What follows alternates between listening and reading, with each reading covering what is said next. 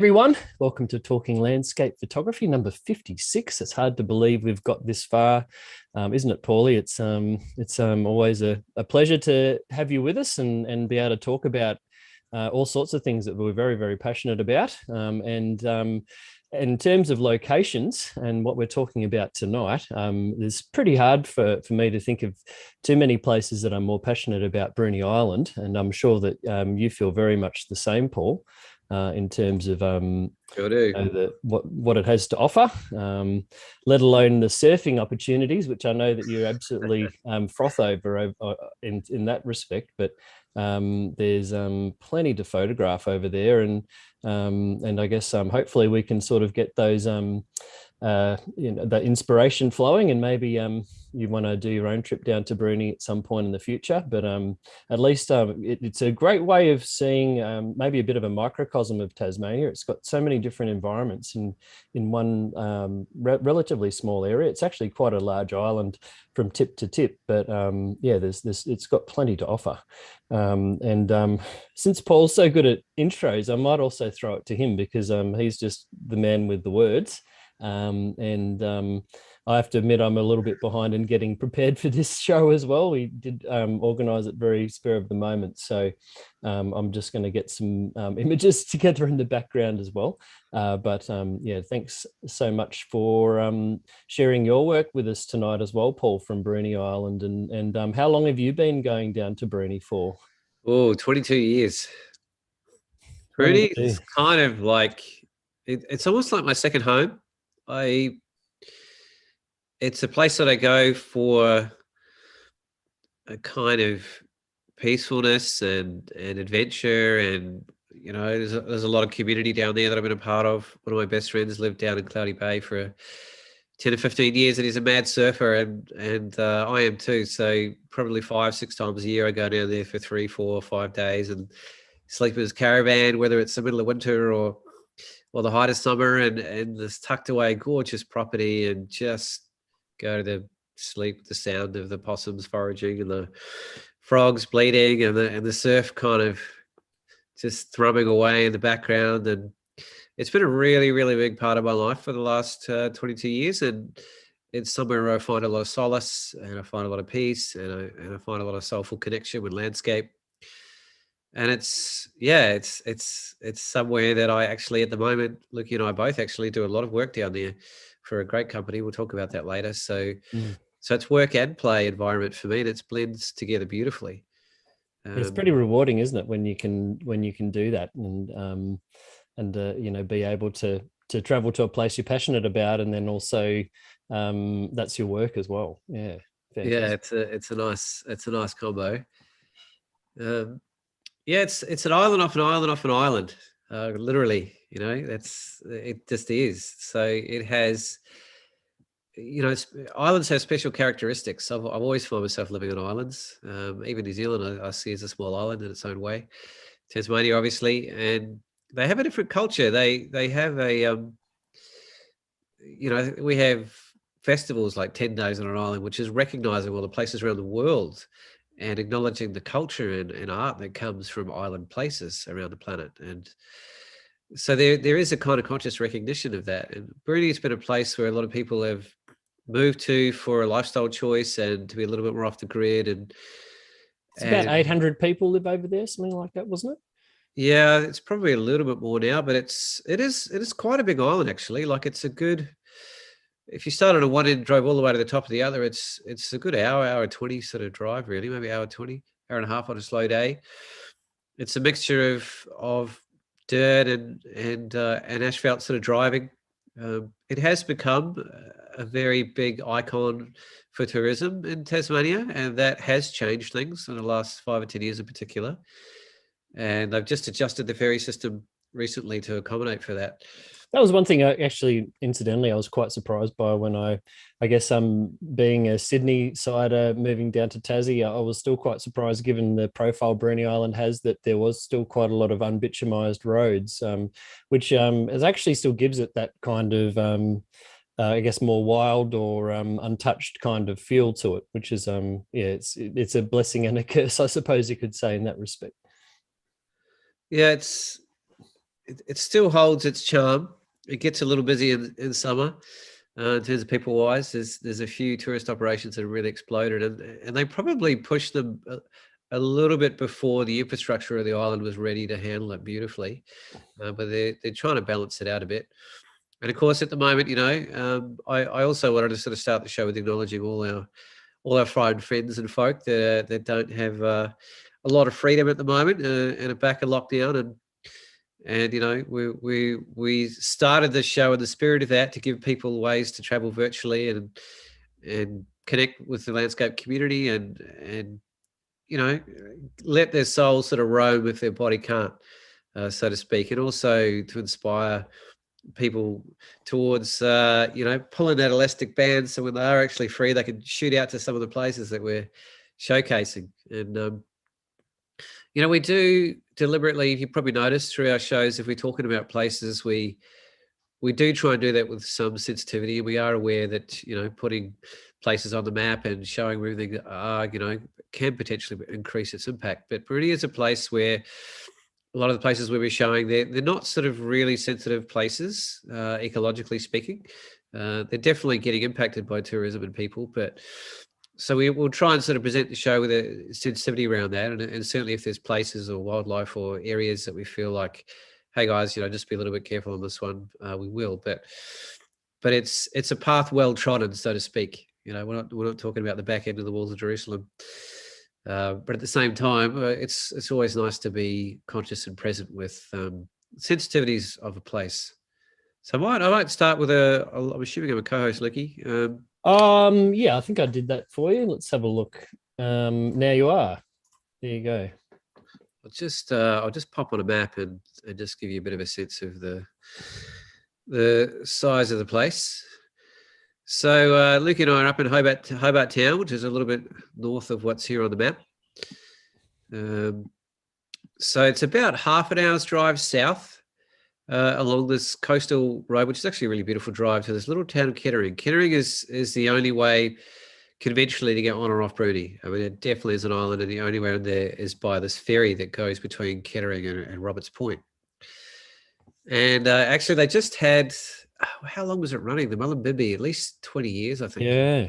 They just retired the main ferry, and it was kind of a bit of fanfare and a diddly spins, and they made a bit of a deal of it because it's been a big part of the culture of the island for a long time. And they've, literally it was sort of every half hour sometimes between visits, and now they've pretty much got two running simultaneously, 20 minutes. So it's just kind of like, it's almost like a rolling shutter, so to speak, in terms of getting on the island now. But it's definitely, if you don't get off by 7 p.m, you're stuck there for another day, or and that certainly happens to people. So I also find the access makes some shots more meaningful. For example, aurora photos on Bruny, you can't just really drop everything and go over there and shoot aurora, because first of all, it may be after the ferry stopped, so you can't physically get there. But then if you are on the island to shoot aurora, then you either need accommodation or somewhere to stay.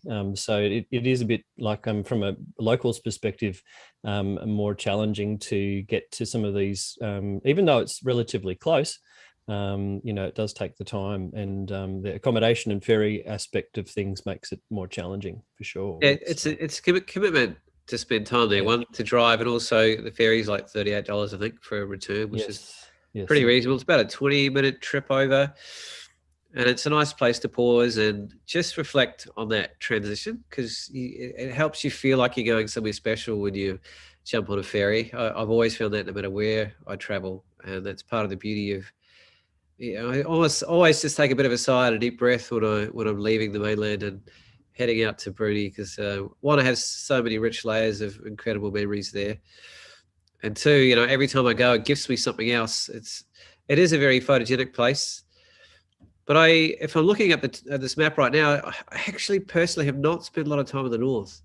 Yeah, I echo those thoughts. Most people have it. it doesn't it's not high up on the radar. It's a lot of farmland, and it doesn't have the wilderness areas that the south does. It's also quite a bit smaller when you really look at it on the map there. You can see the sort of T junction or the where the North Bruny. Maybe you want to just highlight that where the North Bruny road sort of takes off. But you know, the actual area itself is much smaller than the larger South Bruny. So really as a photography, with photography as a mindset, the North Bruny does have quite a bit less to offer. Although you do travel through, you know, the southern part of North Bruny when you're heading down towards the neck, which you can see there, and Paul probably talk about. You know, you do actually visit North Bruny when you go on the island. But yeah, generally, and that's what I think that's where the cheese place is, and there's still I think Get Shucks on there, and which is an oyster place, and so there's plenty of more culinary reasons to visit the North Island or north part of the island. Yeah.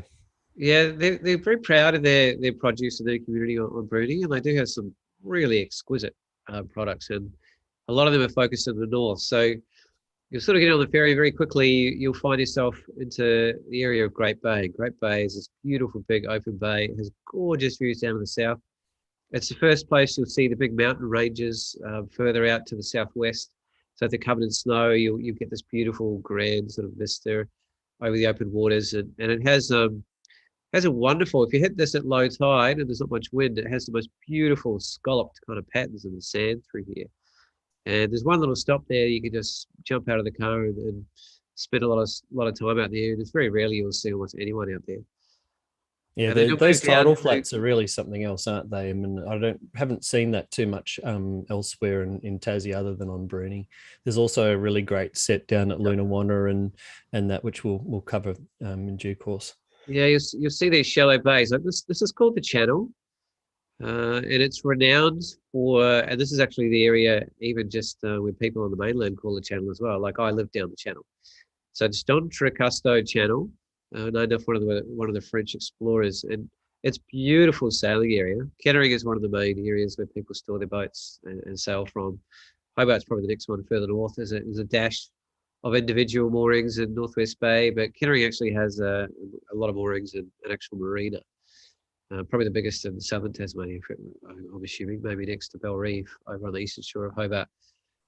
But yeah, so it's quite shallow, and it's very sheltered, and it doesn't have the big swells that the other side and the open areas of the ocean do out here. So it's almost always really beautiful sailing conditions, and it gets quite consistent wind as well. So you can spend a beautiful day just up and down all the little bays, and people often do. Even a whole day, you might only get down as far as here. So but the south is a bit wilder. There's a famous area in the middle, and there's a few areas of Tassie that have these very, very narrow peninsulas, sandy peninsulas, or isthmuses. Isthmus, yes. Isthmuses, and you have that on. Is it isthmi or is it plural isthmuses? Yeah, there's a few. There's a few up in the northwest as well, and areas. It seems to be a bit of a pattern here and there through Tassie, and it really separates the North and the South Island to this incredibly narrow bridge. You can just literally throw a stone from one side to the other as you're driving through. And like Lucy said, these bays are beautifully shallow and open. And again, this is a magnificent bay to look across and see actually Mount Wellington or Kununyi from. And it's a beautiful place to visit. There's a big penguin colony here that's quite famous for, sort of down about this section, and sort of highly visited. Yeah, Get Shucked in the cheese factory are in this section up here, which are really, really well worth visiting. I still go. I love the cheese. The cheese place is also a brewery, and cheese and beer. It's not a bad combo. So yeah, get on that. Yeah, it's sort of one of those things. Like our locals, but at the same time, they're so good that tourists, local, whatever, like we all tend to enjoy them. This area on the western side is a little bit more tucked away in sort of private property through here. The neck is huge, as it's called. It's literally called the neck. There's a beautiful walk on this northern end. Could you say it again? Oh, good old Siri sort of listening to the conversation. You can see it there. Like that's a physical image of just how narrow. Truganini Lookout. Yeah. Yeah. We'll show you photos of most places.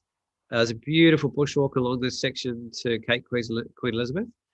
And it's just such a huge, long, open beach.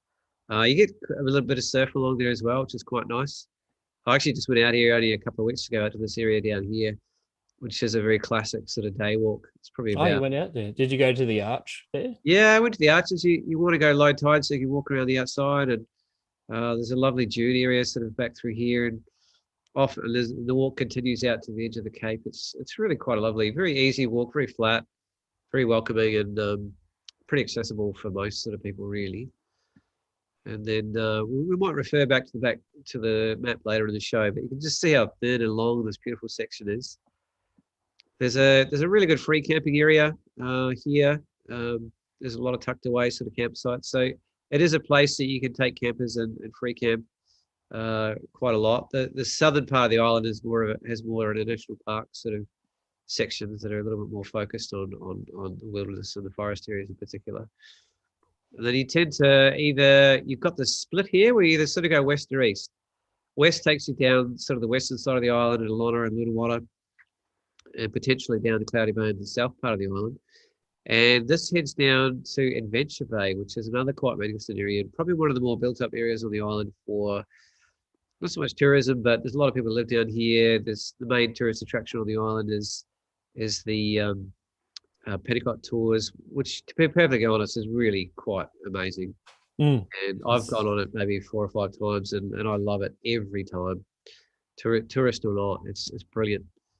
It's a really lovely sort of day walk, sort of out to Green Island here on the edge, and a beautiful walk around Flutter Cape around here. These cliffs are actually huge.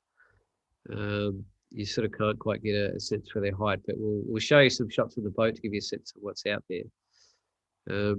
Some nice forest walks sort of in over the top, but you tend to sort of head west or east. There is a road that goes over the top through the back across down to Cloudy Bay, but it's a little bit bumpy and it's not quite full dry material, but it can get a little bit bumpy in places. Worth touching on Mount Mengana there too. I know that it's not somewhere that I've explored too much, but there's actually also some actual rainforest in there too. So that sort of really complements the different sort of, I guess, habitat types or vegetation zones that Bruny actually has, and so it does have quite a bit of elevation, and so you do get particular species growing on plant species growing on Bruny that you generally would find in back on the mainland. So that's pretty cool. So the mushroom foraging in there in the right season.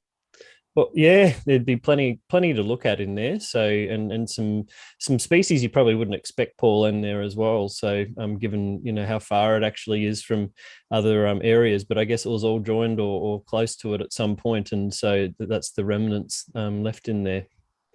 Like same as it's still an area yet to be explored for me. As much as I've been over and through that road, I'm usually racing down to go surfing. To be honest. There's not so much surf down here. There is a really good spot called Coal Point that works a few days a year, sort of tucked in one of these bays here. I won't give too much more away on that. The locals will get pissed off. But it's if you know what you're doing and you take a risk, you might get lucky. I've had it once in 22 years. Good, so good luck to you. But there is a wave down the bottom. It's quite famous. It's probably the most consistent wave in the entire Tasmania, and that's down here in Cloudy Bay. So lots of signposts, very clear where to go in terms of how to access, but it really is a sort of one-way dead-end trip down here. And so is this other part of the island, sort of heading down the Billionaire Peninsula and to the end of the lighthouse. So it's kind of, you've kind of got to just choose your adventure once you get to the southern part of the island, really, because they're not, next to each other or generally quite linked. And it's a big loop to go all the way around the lagoon area back down to Cloudy and vice versa. This is just a big one-way trip sort of all the way down, pretty much. But you'll notice just straight off the bat just how forested the southern part of the island is. It's a lot more pristine and relative to the northern part of the island, which is kind of heavily agriculture focused. A lot of it's been cleared, really. This whole area around is just wild as anything. I've never walked anywhere in and around here. It's pretty much untracked, isn't it? That the coastal side of it, it'd be I've hard heard work. People doing hideous scrub bashing walks just to have a look. But from a boat point of view, this area is one of the most incredible coastlines in this part of the world. It is absolutely phenomenal, and it is that actually the boat trip that you leave on for the Petticoat runs all the way down to the Fire Islands down the corner here.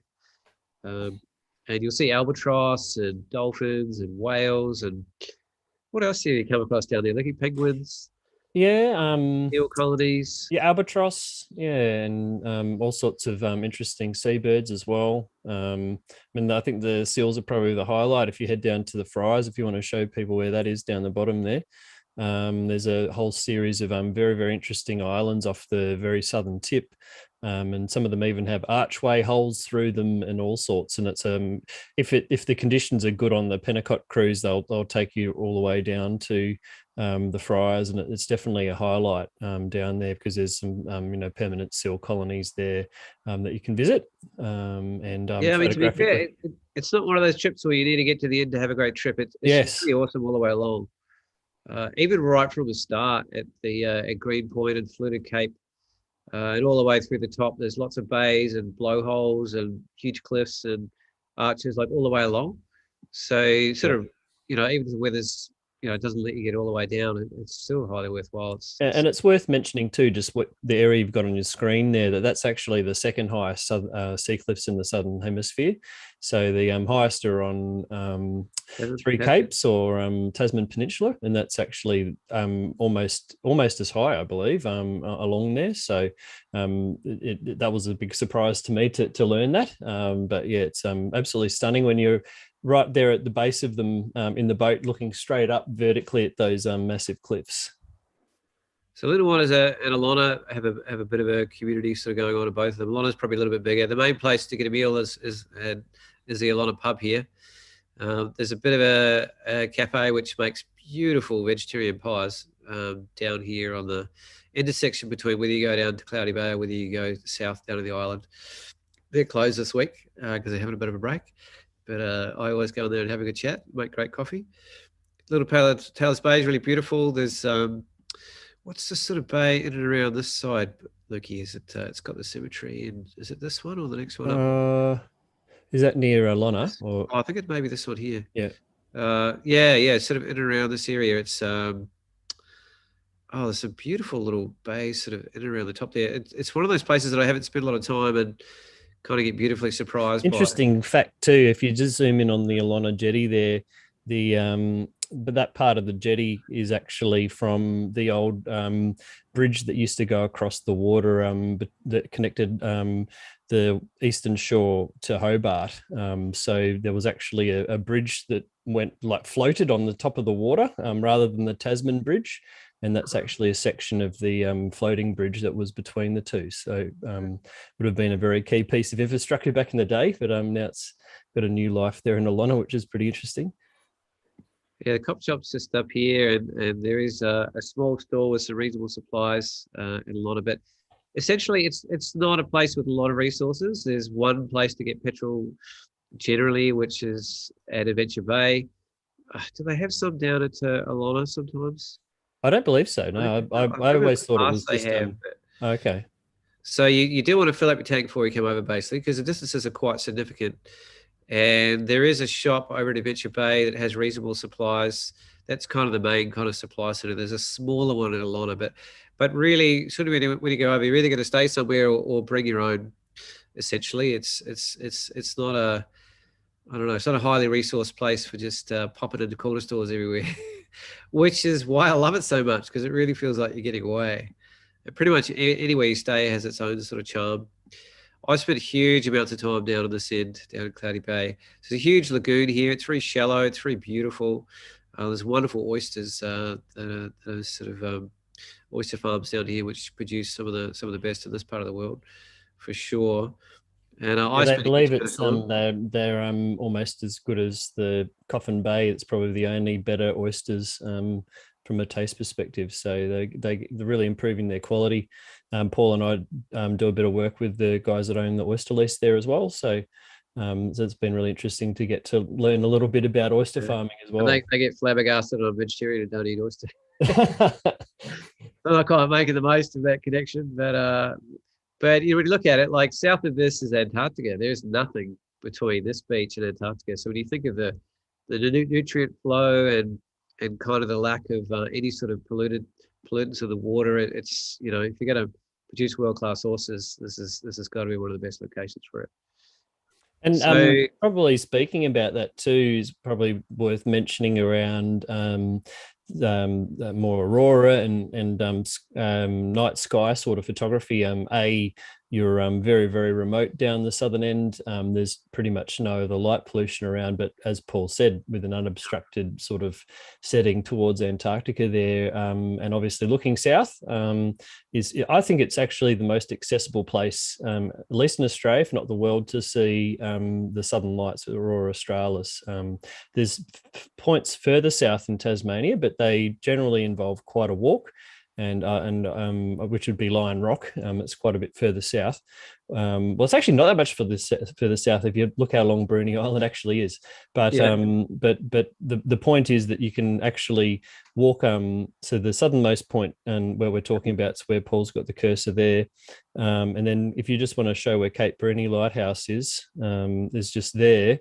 So it's not much that far from the bottom of Tassie, and but you can actually drive right up to there, and then it's only like a 10-minute walk and you're up at the lighthouse.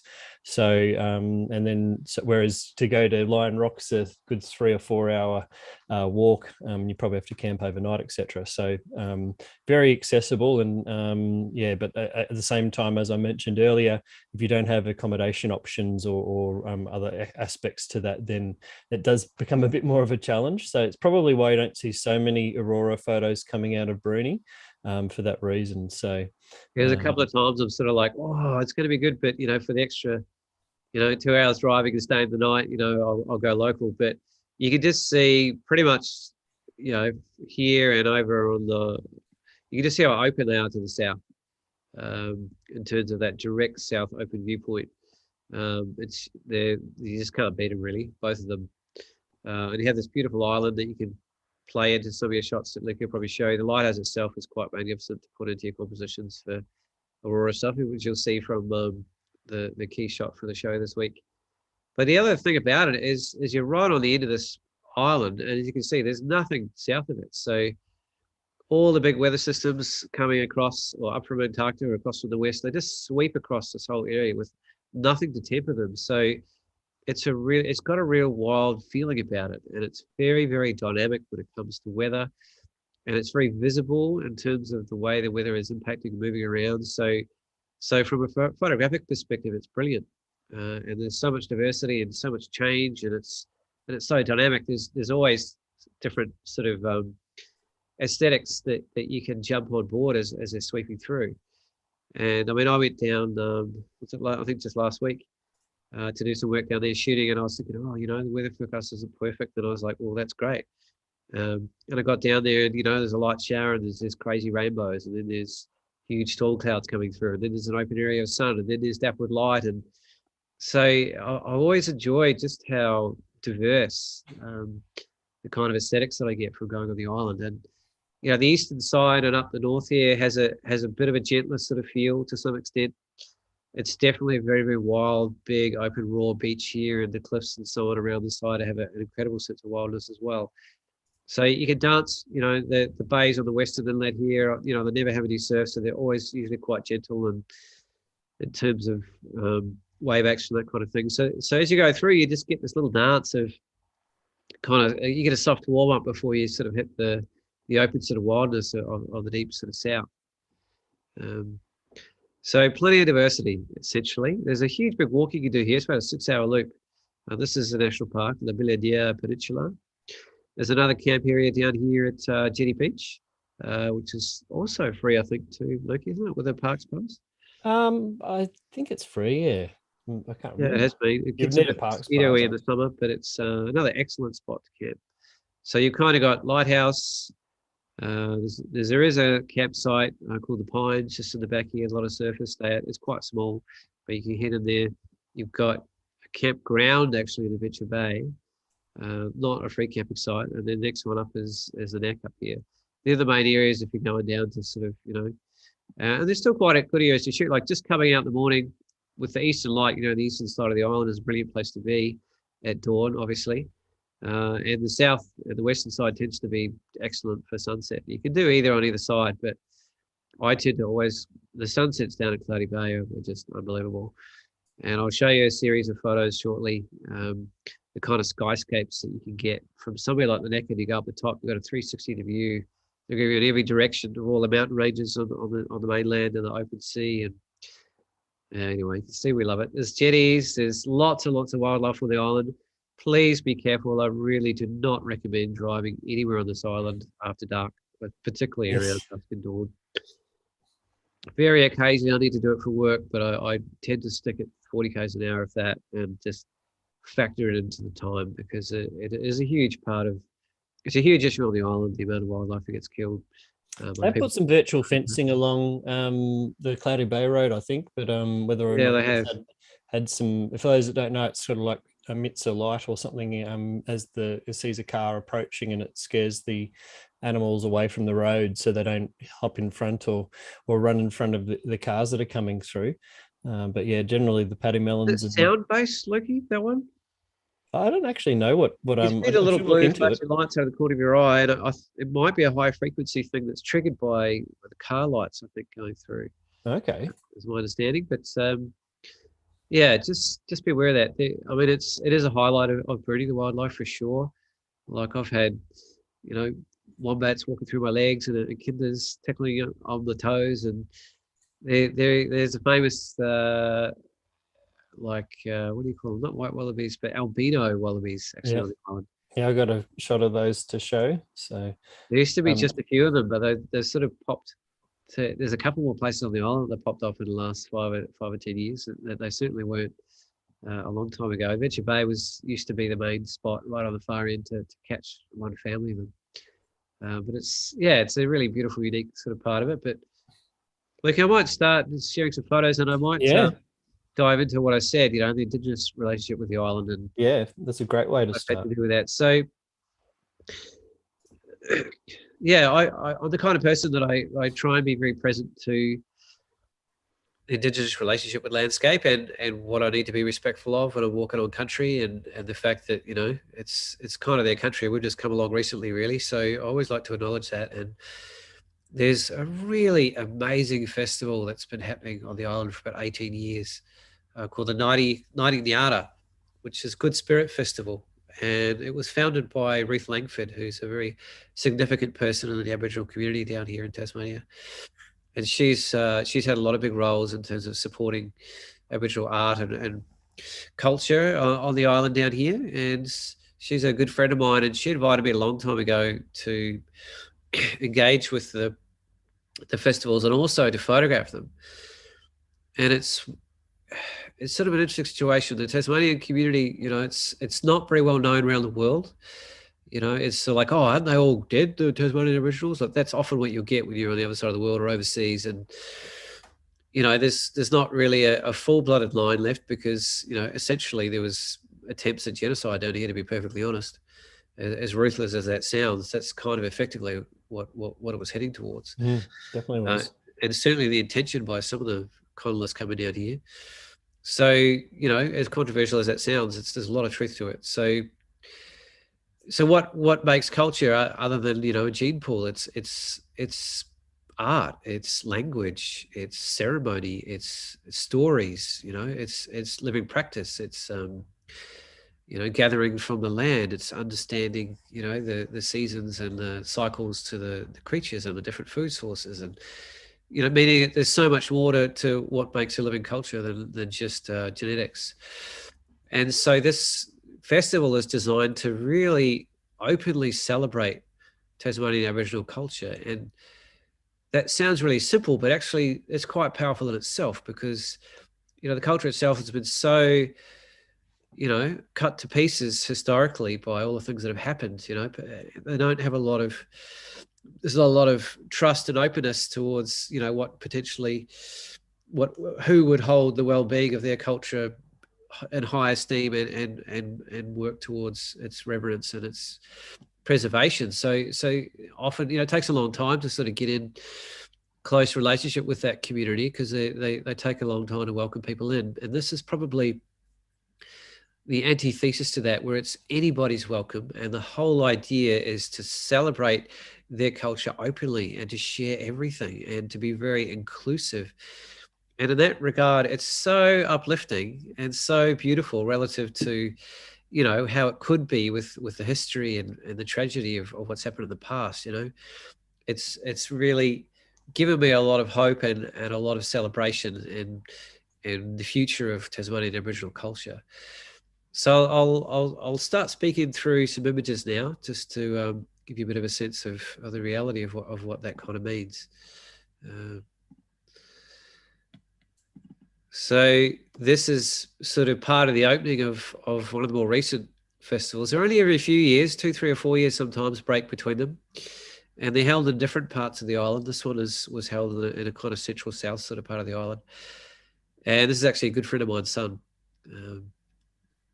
And, you know, there's often symbology and ceremony and, you know, and natural ochres being used and the different song. You can see the clapsticks in there as well as they're sort of welcoming people on country and just celebrating and sharing their culture in a way that very few people have really got to see. And, you know, you almost feel so privileged to be sitting here and witnessing this and being allowed to sort of be connected and a part of it. It's just uncannily. It's a very spiritual experience, to be honest, and a very beautiful one. I've left just buzzing for often months and months after these festivals, and I've also learned a lot, you know, in terms of that intertwining of landscape and people. You know, we don't tend to have that so much in our culture. We do it our own way, but in the Aboriginal culture, they're absolutely completely inseparable. One is the other, and vice versa. So here we have one of the senior guys, Linton's, just, you know, welcoming people and cleansing them as well. People who want to engage in the ceremony are allowed to, you know, in some of their very sacred practices, and you can get a sense of the kind of respect and reverence that people have naturally. But they can be quite big events. There are hundreds and hundreds of people, and they're multi-day events, and everyone camps in and stays there. And they often invite elders from around Australia, and often, in fact, almost always, they have some from other cultures as well. This one in particular had a big presence of North American Indian elders, as well as elders from the mainland. And so it's a celebration of culture from an island point of view. And, you know, Tasmania was so isolated from the mainland. They had 2 ice ages they went through where they were landlocked for 10,000 years. So Tasmanian Aboriginal culture is quite unique in terms of a lot of its cultural practices and certainly its language, and even what they ate and didn't eat was fairly different. And even the physical structure of their bodies and their faces was actually quite different, is my understanding. And like on the mainland, they often have the big wide open noses, which is an adaptation to the heat, and it allows heat dispersion and a different way to deal with that. Whereas they don't have the same kind of bone structure in their face that they down here. Different relationships with gender as well. I mean, I'm no expert, but I have spent time, and I really like to at least be present and listen when I have the opportunity to be with elders. Lukey and I actually had an incredible project that we've mentioned before, where at Easter we flew down to a very remote part of the western area of Tasmania with some Aboriginal elders, and we made a beautiful film and an exhibition project that was just viewed a couple of months ago here in Hobart. And every time I go out with them, I just learn so much.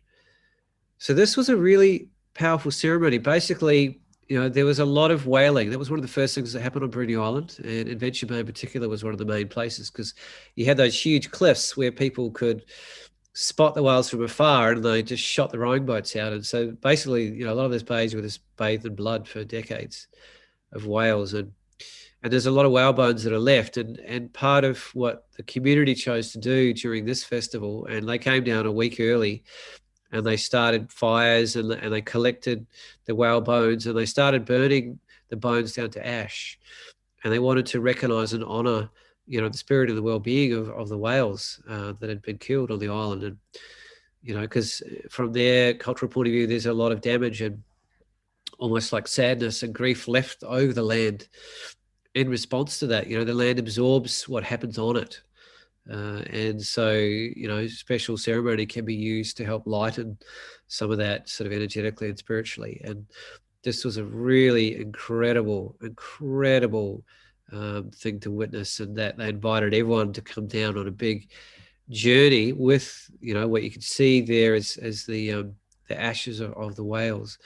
And they built, and they spent, I think, almost like a week and a half building one of their traditional flax boats to light on fire and float out to sea as part of the ceremony. And so hundreds of us just walked down the road with them in celebration.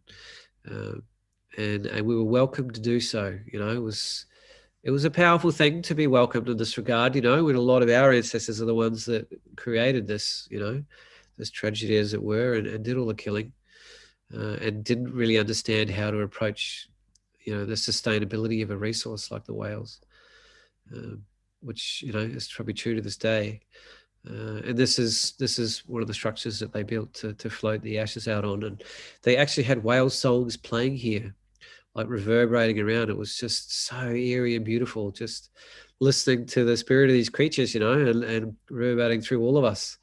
It was just, it sort of gives me goosebumps on the back of my neck, remembering sort of all this and being a part of it and being invited to be a part of it, even though it was my culture that, is almost like caused the grief around this needing to happen. So some of these were elders that had come down from the mainland as well. And, you just got a sense of just how close you got a sense of the community and how tied together they were in their grief and their release and their celebration sort of all rolled into one. I can't speak for the depth of the ceremony because I'm not an Aboriginal person, and I don't have all the insights into the process that they're going on, but I almost didn't need to. I just felt it. These two men have become good friends of mine over the years, actually. Anthony and Craig, they're incredible men.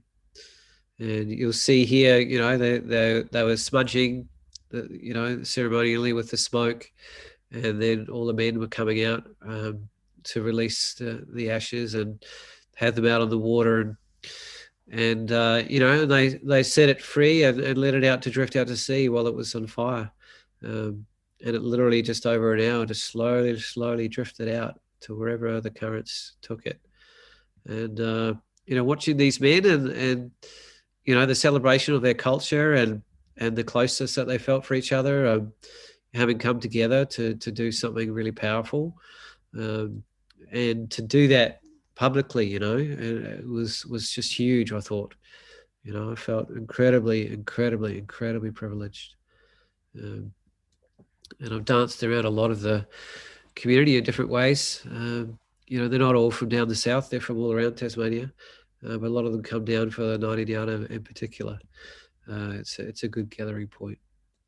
But a very, very, very powerful experience. And I almost like, should I even be photographing it? It's only because the festival organizer gave me permission and I'd been introduced to the elders, and I'd already been shooting it for a decade already, that I had that kind of unconscious permission. In fact, one of my highlight moments was them yelling out at me, "Oh, you're our photographer, bro. You're our man. And, come here. And they, just being included and held and hugged and celebrated. And, I've just gifted all the work I've done over the years to the community, and that has been really well received and really appreciated over the years. And it's started to come back in other ways. It's really beautiful. You get a sense here now of the amount of people involved, and this is just as everyone's just sort of coming out for the main ceremony and watching it just drift out to sea. I took a few portraits of some of the key players in the community. And they all often have different roles, or sometimes they're on different councils. And there's sort of a number of sort of main Tasmanian Aboriginal families, and they have their own sort of interrelationships with each other. That's quite complex, and I'm not privy to sort of all of them. But so you won't necessarily see all of them in one place at one time. And there's certain ones that get on better than others with each other, or put energy in at certain times into, some families wouldn't be so open maybe to sharing everything, like these guys have, in terms of making it so inclusive and open. Nathan's an absolute legend like that. He's actually doing a lot of university studies where he's kind of like bridging the gap between whitefellow and blackfellow in terms of understanding how to create positive change for his culture from a legal point of view as well, and a policy and a government point of view. And here's an example of how inclusive they are in terms of teaching us some of their dances and some of their songs. And so at the same time as they're teaching the young fellas, they're totally open to anyone from any walk of life who's interested and wants to connect and be a part of it. And yeah, again, goosebumps at sort of getting a feeling of that. It's Jim Everett. He's one of the senior elders, incredible writer and poet and songwriter as well, and a huge part of the Tasmanian Aboriginal community. There's Nathan and Linton. Linton's in the back there. He's actually works for Parks and Wildlife. He's a firefighter, and he's actually opened ceremony for the Tasmanian men's gatherings and other things I've been a part of for years. Again, another person that's created Bridging the Gaps. Craig Everett here is probably one of the most prolific kind of frontmen for Tasmanian Aboriginal culture. He offers himself and his services in schools, and he educates a lot of people around the state, and he's very, very actively engaged, and he's related to Jim Everett as well. So yeah, there's emu dances and kangaroo dances and lots of beautiful things, but you can just get that sense, just that wonderful inclusivity and welcoming on country. And again, country and landscape and people are one with them. And if you got to heal one, you need to heal the other at the same time. And that sort of ceremony was a part of that. A lot of Aboriginal culture, a lot of areas, not all of them, believe that we are physically created from the bone of an animal.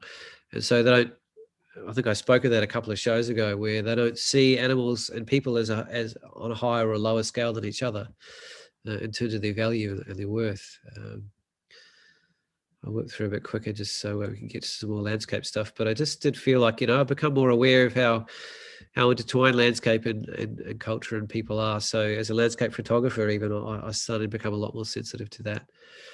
Hand stenciling was is a big part of their culture. You literally got to chew up the ochre in your mouth and literally spray it out like spit over the top. It's your mouth gets full of all sorts of goodies if you're going to do it properly.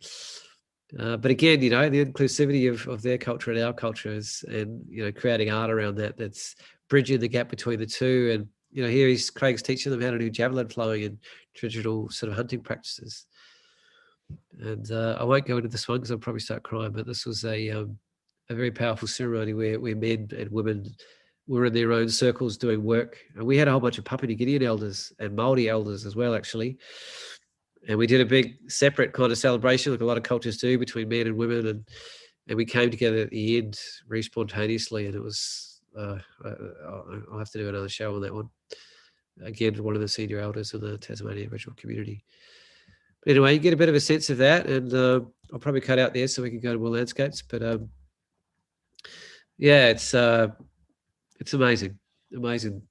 And I think I'm happy to just remind everyone to just be present, to even in their own way, like what does it feel like, just quietly have a word to the old fellas to say, oh, do you mind if I come spend time in your country? Or, I got to acknowledge that you guys were here before me, and I'd like to be here and embrace some of the magic and beauty of it as well. And often when I do things like that, I might get a big eagle come past me or a dolphin fly out of the water, or I never really know, but it's often an animal that was sort of fly, a seagull or something just come in to acknowledge the fact that I'm acknowledging country. There you go. It's a trick for you to get wildlife in your landscape shots. Luke, I don't know if you're ready to show something, or I yeah, look, I'm happy to share a bit of work from around the place and have a bit of a yarn, but I just wanted to acknowledge the work that you've done there, Paul, with the Tasmanian Aboriginal community, which is, I'm sure that it's an incredible body of work that you've produced for them over a period of time, and definitely will be very, be used for many years to come, no doubt. But also just the ability for you to have those experiences and actually be an integral part of it must mean a hell of a lot, given how much the community's been through to have a white fella sort of welcomed like that. So yeah, it's well done. If you look at my Facebook page, actually, just this week, Jody Haynes and Teresa Sainty and quite a few others from the Aboriginal community have created an incredible song called "Singing Country Strong," and they've actually used mine and a lot of mine, and actually quite a few of Nick Monk's images as well, actually, in the music video that goes along with the song, which is sung in Palawa, which is Tasmanian Aboriginal language. And it's really beautiful and very uplifting and very soul-filling song.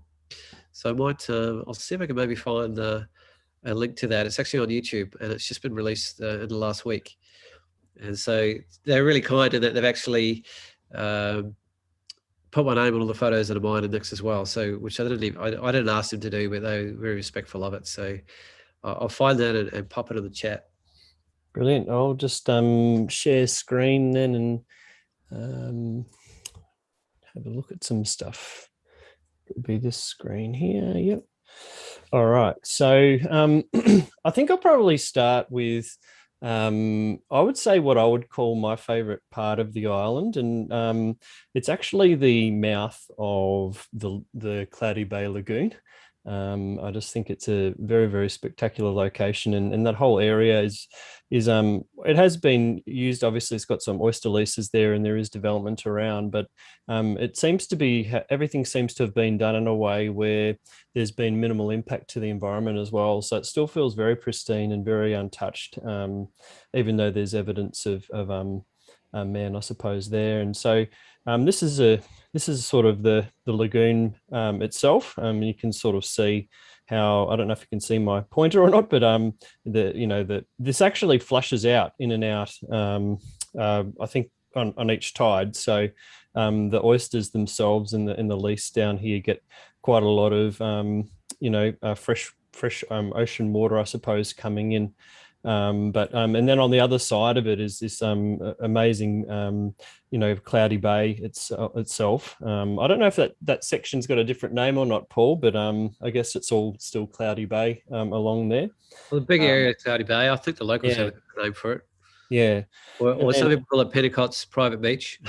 Oh yeah, just down here somewhere. But then that sort of follows on along the coastline there, and then you're getting down towards Cape Bruny, and I believe that's the lighthouse just sitting out there on the end there. So just a very stunning area, and it also can look very different depending on the time of day, time of year even. You can get some amazing colors coming through at different tides, and those sort of classic sort of model patterns under the water there that really stand out. What else have I got from there? That's another view, sort of looking back across, this is sort of taken above the lagoon, looking back along Cloudy Bay, and then you can sort of see why the surf goes quite well there. We're seeing all the way that these waves line up here.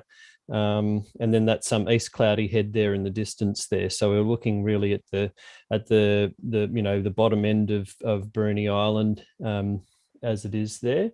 What else have I got from there's another panorama sort of showing the ocean side of the mouth, and then that's looking around here to the lagoon on the left. And you quite often will get these mornings where you have this low cloud sort of hanging around, and there's quite commonly cloud inversions through here and all sorts of things that can really make pretty amazing images. Here's the mouth again, just looking out over the lovely reflections. You can see how the forest just comes straight down to the waterline here, which is a really kind of cool trait of Bruny Island. That a lot of the beaches have the forest growing right to the edge. Another one here with some swans just cruising out over the water. What else is there? Another one. This is a more ground-based shot, just showing the tide changes a fair bit through here. These rocks will get covered over during high tides, but it's a beautiful view. Then looking through the actual, I guess the lagoon mouth entrance, and then back towards East Cloudy Head there in the distance as well. This is a view taken above the water directly with the oyster lease in the distance, but then you can see these cloud inversions that I was talking about, and you've got Mount Mangana there in the distance standing above that. So can get like some very moody conditions over there, and then at the same time you can get some very, very calm and still conditions as well. And so there's quite quite a difference. You can get the really sort of subtle light, and really beautiful sort of light like that, and then you can have some serious mood come through, and some really awesome color coming through as well. So you can kind of stay there for a few days and almost have it all. This is Adamson's Peak in the distance, which is quite a feature that you can see from Bruny Island, especially South Bruny Island, and that's very visible from Cloudy Bay. This is another shot from Cloudy Bay, looking back towards Cape Bruny here, and then in the distance, I believe that's very close to South Cape Bay. So you're kind of looking at the most southerly point of Australia right there, essentially. So yeah, so it's definitely a very diverse area. That's Whalebone Point. There's actually I think there's a shearwater colony on Whalebone Point, but it's also very close to where the very popular surf break is. It's another look across Whalebone Point towards Cloudy Bay, and then the lagoon there in the back. You can see the sun sort of setting, probably through some bushfiery sort of smoke there, I think. And then cloudy Cape Bruny there in the distance. And it's probably worth noting too, obviously, these are mostly drone photos, because we have a relationship with the guys that actually own the properties here. We have permission to be able to fly in these areas, and so it's certainly a large, I guess, benefit of being able to have such a great working relationship with them. And so that's certainly making sure that we're following all of the right conditions in terms of that. One thing I was going to show as well is a shoot that I did with Paul's friend Toby, and that was for his kayaking business. And maybe you could elaborate on that as well, Paul. But Southern Sea Ventures is the name of the company. Yeah, and so if kayaking's your thing, he does operate kayaking tours down in Bruny Island, and so we were lucky enough to do some work for him just to show, I guess, create some hero images of the kayaking group moving through some scenic places on the island, and certainly I think it's pretty hard to go past Cloudy Bay lagoon mouth as a location, and sort of coming through the mouth here and then out into the open water, and then pushing up through some of the waves. And I think there's a few people with their arms up. I think you're one of these, aren't you, Paulie, in the shot there? So there's definitely a very, very fun adventure or shoot. From my perspective, I was pretty much 100% drone work, which is also not normally what I do. I mean, I love doing drone work, but yeah, to do a whole job as drone. Basically, I was on the ground and Lucky was on the air. We were tag teaming for this job. Well, you're on the ground on the water, so to speak. Yeah. With my you did a very good job not drowning waves. the gear, that's for sure. It was a bit touch and go. I was like, oh, I really should put the camera away for these waves. And I was like, no, stuff it. And I was like, whoa, oh, shit. So I'll show you the shots I got from the kayak a little bit later. Like literally from this kayak, I was in right here. I'm just here, I think. It's just yeah. And so what I might do, I don't know where that one is. Oh, that's near Adventure Bay. I'll get to that area in a sec. This is another one taken from Cloudy Bay, looking across sort of the Cape Bruny cliffs, and then that's actually mainland Tasmania in the distance. So you can definitely get some interesting compressed shots and different things like that. Around not too far from Cloudy Bay, you would have seen in the what Paul was bringing up earlier is Cape Bruny. So I'll just put a few shots up from Cape Bruny. There's actually quite a lot to shoot in the Cape Bruny area. There's a lookout as you approach Cape Bruny. This isn't actually the main lighthouse. It's the light that actually, it's a beacon that is now currently the light source for Cape Bruny. The main lighthouse is actually off to the right from this picture, but there's quite a nice lookout just as you're sort of coming down the hill, just about to get to the Cape Bruny lighthouse. You'll see this sort of view off to the left, so it's well worth pulling over and getting a few frames, and that you can get beautiful sort of soft conditions like this, and you can also get some really sort of harsh conditions there too, where the sea's quite angry and that sort of thing. So and one of these rocks down here is called Swell Rock, and I'll show you a few shots from Swell Rock. I had a bit of a session down there. A lot of these aren't edited, by the way, so don't have much more from a description perspective than any artistic perspective, so to speak. But swell rock actually used to be used, I believe, as a indicator for how big the swell actually was. So they would, Cape Bruny would report back to the because there was people based in the Cape Bruny lighthouse. They would be able to take measurements of the swell against the rock and then report that back to indicate what the swell is actually doing. But it can be a very, very angry place, and there was a particular day where the weather was pretty full on, and so I went down and took a few shots for quite a period of time. It's one of those addictive things you do, I suppose, when you're waiting for a bigger wave. But this rock here is a good kind of, what would you say, 5 meters tall or something like that, Paul? Yeah, at least I reckon. Quite large, so to see waves breaking up above that and actually be standing there is pretty impressive. So yeah, there was certainly a lot going on that day, and there's a lot of frames here that I sort of was finding as I was looking through, going, oh wow, yeah, there's plenty to still edit from that particular shoot. Certainly, you do get some pretty amazing cloudscapes at times down there as well, which is definitely a feature. And so that's kind of on the entrance to Cape Bruny as you're coming down. You've got Swell Rock there, and then you've got Cape Bruny itself, and I do have an aerial shot of it somewhere. Where is it? They're all over the place, unfortunately.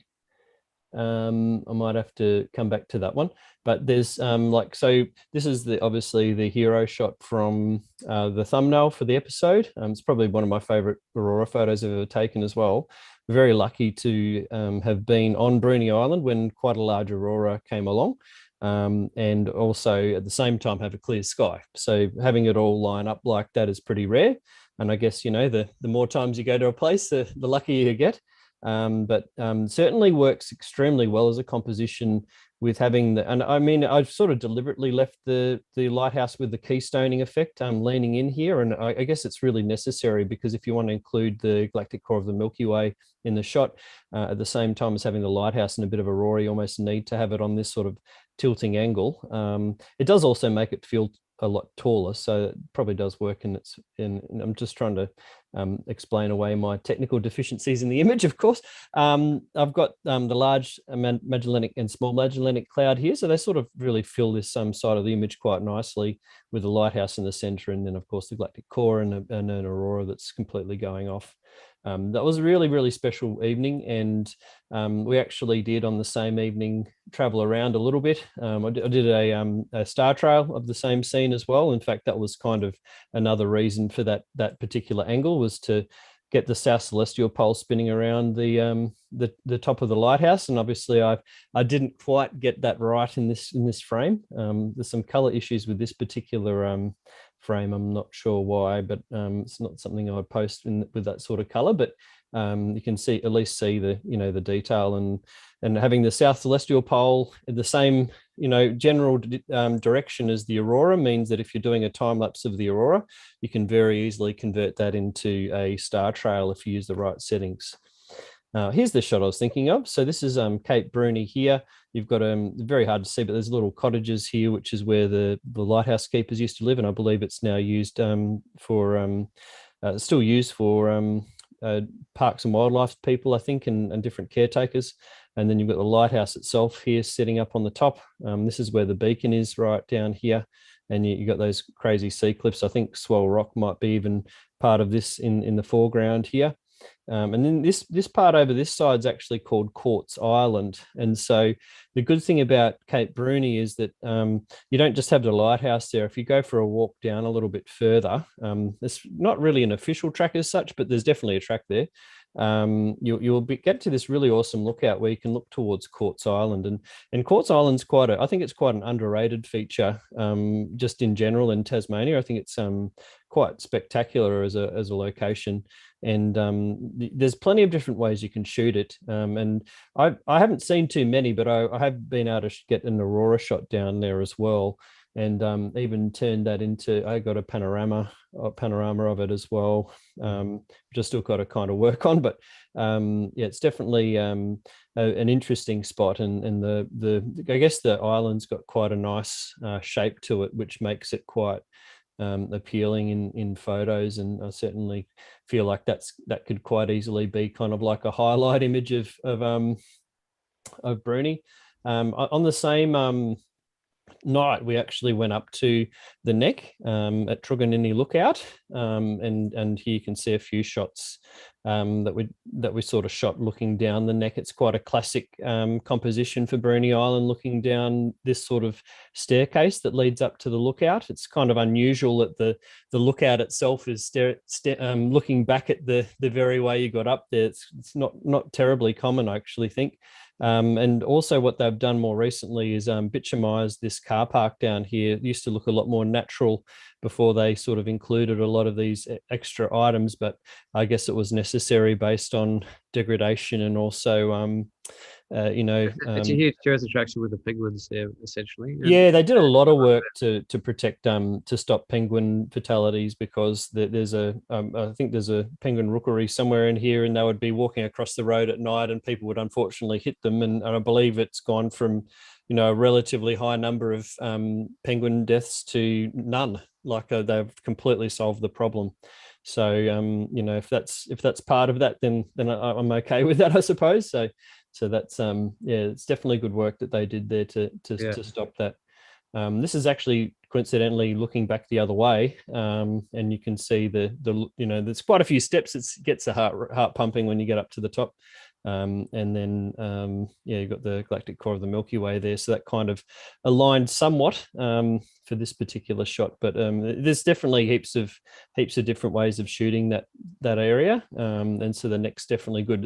It's actually quite a drive from Cape Bruny. It takes probably at least half an hour, and at night, as Paul was saying, that can double when you're trying to avoid little critters that are trying to jump in front of you. So it's driving around Bruny at night's not generally just makes life a bit harder, but it doesn't mean you can't. It's just you just got to be very careful.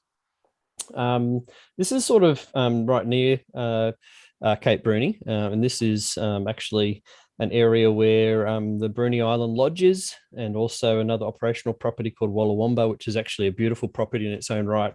Architecturally designed property, and that's this is sort of the area. The Bruny Island Lodge and those properties are owned by the group that we work for, called Bruny Island Coastal Retreats, and obviously very biased, but very highly recommend staying with Bruny Island Coastal Retreats. Do you want to explain their kind of intention around the conservation? Yeah, I think so. Like even you can see here, like if you look around, you can see there's dead trees here, and you go, oh, that's not so great. They're actually all pine trees, and so they've spent tens of thousands of dollars actually killing off pine trees, and the reason for that is that the pine trees are an invasive species, and so not only are they bringing people on for accommodation purposes, but they're very much investing back into the surrounding environment by removing invasive species, and also just being really good custodians of the land itself. So that they have a very, very strong ethos in like protecting and managing the environment and sustainably, and so that's one. And letting it be wild, essentially. No plans to build anything up or create any monstrosity things. If anything, they prefer their properties to be rustic and as natural as possible, and a lot of them interconnect with each other, so they can allow big wildlife runways to go through the properties, and they're very conscious and sensitive to the wildlife and the species kind of invasions that are going on, so they can just have these huge areas that are actually left to their own devices, essentially, to create a real pocket of natural wilderness down in this part of the world. No, exactly right. And I did have another shot here somewhere. Oh, this one here just shows you the number of pine trees that are around the island in certain areas, and I guess at some point, I believe there unfortunately used to be some amazingly large and beautiful trees along Cloudy Bay, from what I've heard, and they were cut down to put in some pine plantations, and which are still around. And Paul alluded to one of the campgrounds called the Pines, which is actually very close to this area. Yeah. But you can certainly see the volume of pine trees here, and yeah, as they're invasive, they drop all of their pine needles, and then nothing can actually grow underneath them. And I believe the needles are quite acidic as well, which Yeah. also stops any other growth. So once they sort of start to take hold, they can really take over and sort of really degrade the natural values of the area. So it's Just definitely, on the bottom edge of that shot is a beautiful wetlands. yeah. Migratory birds and different species come through. It's really stunning. It's not a known spot. It's not something that pointed out or I'm going to tell you where to go. But it's yeah, it's taken me 20 years. I didn't even know it was there. Yeah, Which I is how think it should be. well, I might as well go to that shot now anyway. But yeah, the point with that last frame was, yeah, basically, yeah, and just showing He's there's still challenges on the island, and it's great that to be aligned with an organization that's actively trying to restore Bruny to its former glory, which is pretty awesome. good way to put it. Like, Yeah. Now this is I was talking a bit earlier about the tidal flats at Lunawanna. So there's the Great Oyster Bay. Is it Great Oyster Bay? The bay in the up north that's on the way in. But Lunawanna is also quite amazing for these sort of tidal flats, and I was very lucky to get a very beautiful sunrise there one morning and get these reflections in these tidal flats, which I still haven't really edited properly. But gives you a pretty good idea of what the potential, I guess, is there for photography, which I think is, yeah, like that could be a shoot in its own right for sure. Getting those patterns, I'm sure you'd froth over that sort of stuff with your aerial stuff, Paul. oh yeah, I've had a good crack at sunrise as well. Really, a dead low tide. If it's really still, and you've got any sort of color or cloud around, it's amazing. Yeah, absolutely. This is another shot actually, looking back to I think it's called Mickey's Bay, this bay, but it's looking back towards that's Cape Bruny Lodge there, or Bruny Island Lodge, I think is called there, and the properties around that area. So You can see the fire that's gone through there as well. yeah, we're unfortunate to have a fire go through, and you can also see that it's quite popular with boaties around the island, and it's quite a sheltered bay in here. So obviously, there's That's the probably most I've ever seen in there, Lucky. yeah, it's quite, and even a cat in there as well. So it's quite busy that particular time I was flying over there. And this is another one from Cape Bruny I haven't shown yet, but you can. It's obviously in a very very excellent place for astrophotography, and that's actually me sitting on the bench there, looking back up towards the top of the lighthouse and the Milky Way above. So definitely one of my favorites. And another, 12 mil, Lucky. what was that? Sorry. 12 mil. That would have been with the 12mm lens, yes, just to be able to fit it all in. I had to do a bit of perspective correction as well on myself here, just so I wasn't so stretched out in the edge of frame. So that was quite challenging because I was looking up, quite an angle to be able to make that work. But yeah, it was an interesting shot to put together. You can also see there's a little bit of cloud here, so I had to take quite a few frames and sort of just hope that some of them actually didn't obscure the Milky Way too much. But that's pretty cool. That's like that. Yeah. Another spot that I really love for Astro is at Adventure Bay, and that's just another one with the lighthouse. And this time I was just doing a bit more stacking to get a little bit more detail in the sky, and practice some of my astrophotography techniques, which it can be quite complex in terms of stacking and trying to get the most out of an image. Here's one from Two Tree Point, which is near Adventure Bay, pretty much on the drive-in. the Side. start of Adventure Bay.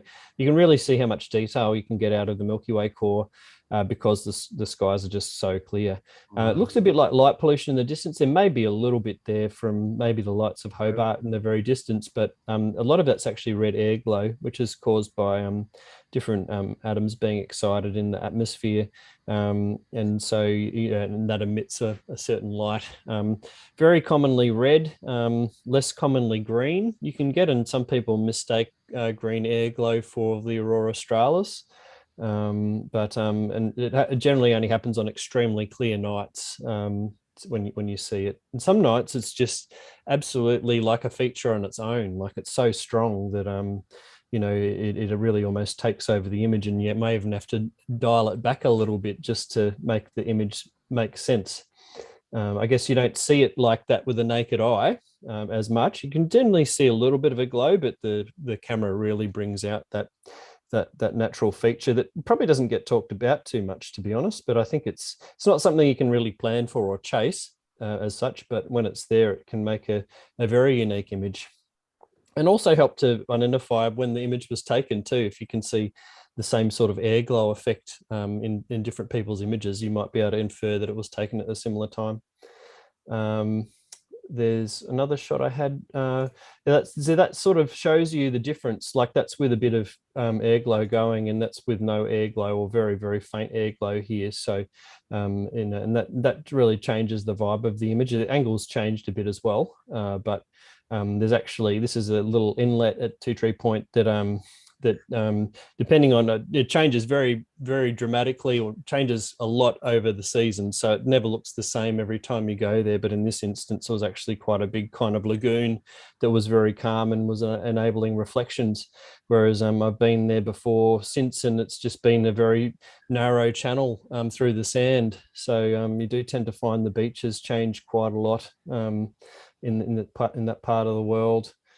The other thing that's really awesome around those sort of beaches around Adventure Bay is actually some of the patterns you can get in the sand. And one particular day we went through and just had some really interesting sort of just a bit more of a kind of a macro session, just getting different sort of textures and features, and you get this all sorts of awesome little it almost looks like Paul's aerials, but in a macro format, getting the amazing little patterns on the beach. So it's always good just even look down, especially if the conditions aren't really providing for you, and looking up, and you never know what you might come across, and they're all unedited. So maybe I'll choose in the future to do something with them. Maybe I won't, but it's just nice to play anyway.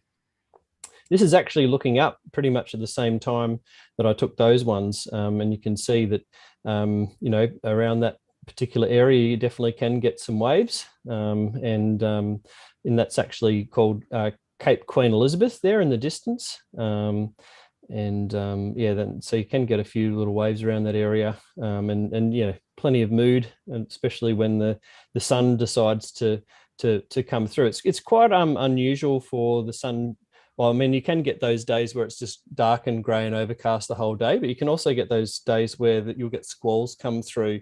And so you might have, a really dark, rainy patch, but then the sun will break out, and all of a sudden you've got the foreground lit up with a really dark background, which always looks very, very attractive and stunning. So when the weather's bad there, it can actually be a really good thing because that's when you get a lot of the dramatic, moody shots, and that makes for unique photographs, I think. This is an example of that. The sun comes out, and then you get a beautiful rainbow that actually stuck around for quite a while. I think that's my mate Davey Rogers there, chilling out. So definitely pretty cool to do that. And Davey actually came with me on the first trip to Bruny Island and introduced me to the guys that I now work with on Bruny Island. So I've got a lot of respect and gratitude to that man. And he was on our show quite a few months ago now, talking about the south coast of New South Wales. What else do I have in my bag of tricks here? Just on that sort of similar location, you can get quite interesting. So you can see this is actually Penguin Island, I think, and the sort of very end of Adventure Bay in the distance here, and this is a really interesting sort of scalloped sort of feature where the water just moved down this channel and started to erode the beach in an interesting pattern. So you can make your own foregrounds pretty easily in those sort of places. And there was another one too, just from, oh yeah, this is another, I really like creek on beach, as I call it, where the tannin water will come out over maybe a lighter colored sand, and in this case too had really dramatic sort of squall come over, and you can sort of see what I was talking about, the transition between all of this mood and then beautiful clear blue skies on the other side. It's quite a contrast to be able to capture that kind of thing. So that's definitely it's like southwest of Tassie's quite a lot like that too. And I guess this is certainly as far south as that is, just on the eastern side of Tassie. So maybe not a surprise that it's such a sort of maritime environment, given how far down that is. I probably should sort of start to wrap it up so you can have a show of your stunning stuff, Paul. I'll just show a couple of just to show you the contrast again. Well, that's a white wallaby, by the way. It's about the best I've got so far. I've got to actually invest some time into getting a proper shot. It's always incidental whenever I see them, so it's always kind of not something that I've worked up to, but I really do want to get a good shot of a white wallaby where that it's a much more clean image, I suppose, and more close up. But there's beautiful just like there's amazing coastal stuff. I mean, the rainforest and the fungi, especially in April, can be quite spectacular and stunning. And there's actually beautiful rainforest environments, as I was saying earlier, on the island that are a complete contrast to the dramatic coastal scenery that you get as well. So, and it's all within like half an hour's drive. So that's quite remarkable, I think, as well. It's probably close to the Tscharke in that respect, and how you can be in the coast one minute and in the rainforest another. But there's probably not that many environments in Tassie where it's quite so easy to do that. So that's definitely worth looking at. And speaking of coastal, this is some quick shots from the journey that you can take along the sea cliffs, and this is quite an interesting feature. If you've ever flown into Hobart and seen the Pentecots ad on the big TV, a big screen in the airport, you'll see them actually driving the boat between this feature and the cliffs here, which is quite a thrill to go through like that. I can't remember the name of the rock now that. But it does have a specific name. There's quite a few really interesting features along the way, a lot of like sea caves and openings like that are quite interesting. I don't know if they necessarily make great photographs as such. It was hard to sort of put it into a condition where the photo sort of would be something you'd put on a wall or something like that, but they're certainly very interesting to see.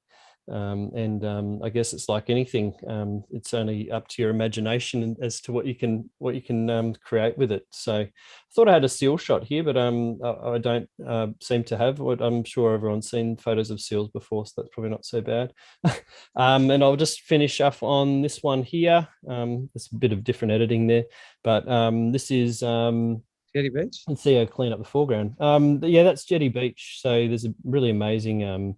Sort of giving a location away here, but it's like there's no issue in terms of foot traffic actually. But no, it's actually worth calling out because this tree is just totally amazing, and just the way it overhangs the beach like this, it was always crying out for a little bit of love in terms of some photos, and certainly did really beautifully with the Milky Way here. And I think you could also very clearly have a nice sort of sunrise shot coming underneath it as well.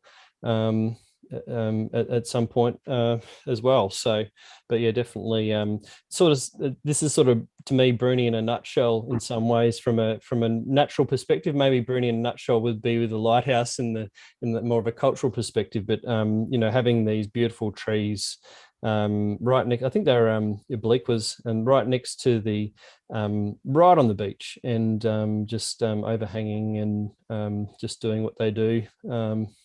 Yeah, it's a pretty special spot, and that's it for me. So I don't know if anyone has any questions about anything I've shown. Feel free to raise them also in the chats. I'm happy to answer any time, and I'll pass it back to Paulos. Cheers, Lucky. Lucky, do me a favour. I put in a link to that beautiful Aboriginal song that's just released in the chat here on Zoom. Could you grab it and put it in the YouTube chat? Oh, what was that? Sorry, Paul. Remember how I was talking about the Aboriginal song from in Palawa language with the photo Yes. of mine and Nick? So I put the Yeah, link in I the can chat add that as a here. link. Yeah. Yeah, if you just Certainly. copy it, grab it. Yeah. I just haven't got the YouTube open. I'm always nervous I'm going to lose. Oh, there it is. Yeah, I got it. I can do that now. Yep. I'll put that in. Yep. Yeah, so my sharing will and won't be different from Lucky's, and that it'll be overlapping a lot of the same places and at different times, different seasons. Like I have One been thing I shooting. have noticed, sorry to interrupt, Paul, but I've done shoots with you in exactly the same place, and we see things very differently. And so even though it might be the same place, I think you'll find that the images look very different, and I've always found that quite fascinating in its own right. So I'm really looking forward to this. Yeah. Well, it's probably only just some of my newer work. I've found my older catalogs are getting harder to access these days. So this is probably work from the last 2 or 3 years, really. A little bit spread around. I'll just take a pick where I want to start. So I guess one of the things I love about Bruny is the skies. Like every time I go there, the skies are just off the show. And there's so much variety and so much scope for how much they can change and how dynamic they can be. That it just sort of never really fails to sort of get me going. That's just a subtle sort of unedited version, but the southern view down in Cloudy is sort of never really fails to sort of grab me. You can imagine we can go with that with a bit of editing, but it's just so open, and there's rainbows can just come out of the blue any second in any direction. It seems just about any time. You get a lot of those stormy. Don't forget to look up because you can get those stormy, moody sort of things just blasting around. And sometimes you get really, really crazy, wild stuff going on. That's almost like I don't even know how to describe that crowd system. I could get enough of this one. It was just sort of it was a gift that kept on giving for about an hour. I was like, and I actually managed to lose my drone in the middle of the shoot. So I just managed to recover it to get some of these shots back. This is on the western side of Bruny, so Kununyi is sort of over here, basically in Hobart. This is probably on the southwest sort of part of the island, but yeah, there just seems to be. It's sort of big sky country in its own way. There's big bodies of water all around it, and it's not hard to find places where you can get quite an open sort of view of what's going on. And I think the last part of this shoot here is all shot from the neck, which is that central part where you can actually walk up those stairs that Lucky showed you and get that 360-degree view. And I just sat here for an hour and just kept shooting. I went long, I went wide, I went close, and every minute it was changing. The color palettes, the patterns of the clouds, the structures that were going on. Some of them convert really beautifully to black and white, some not.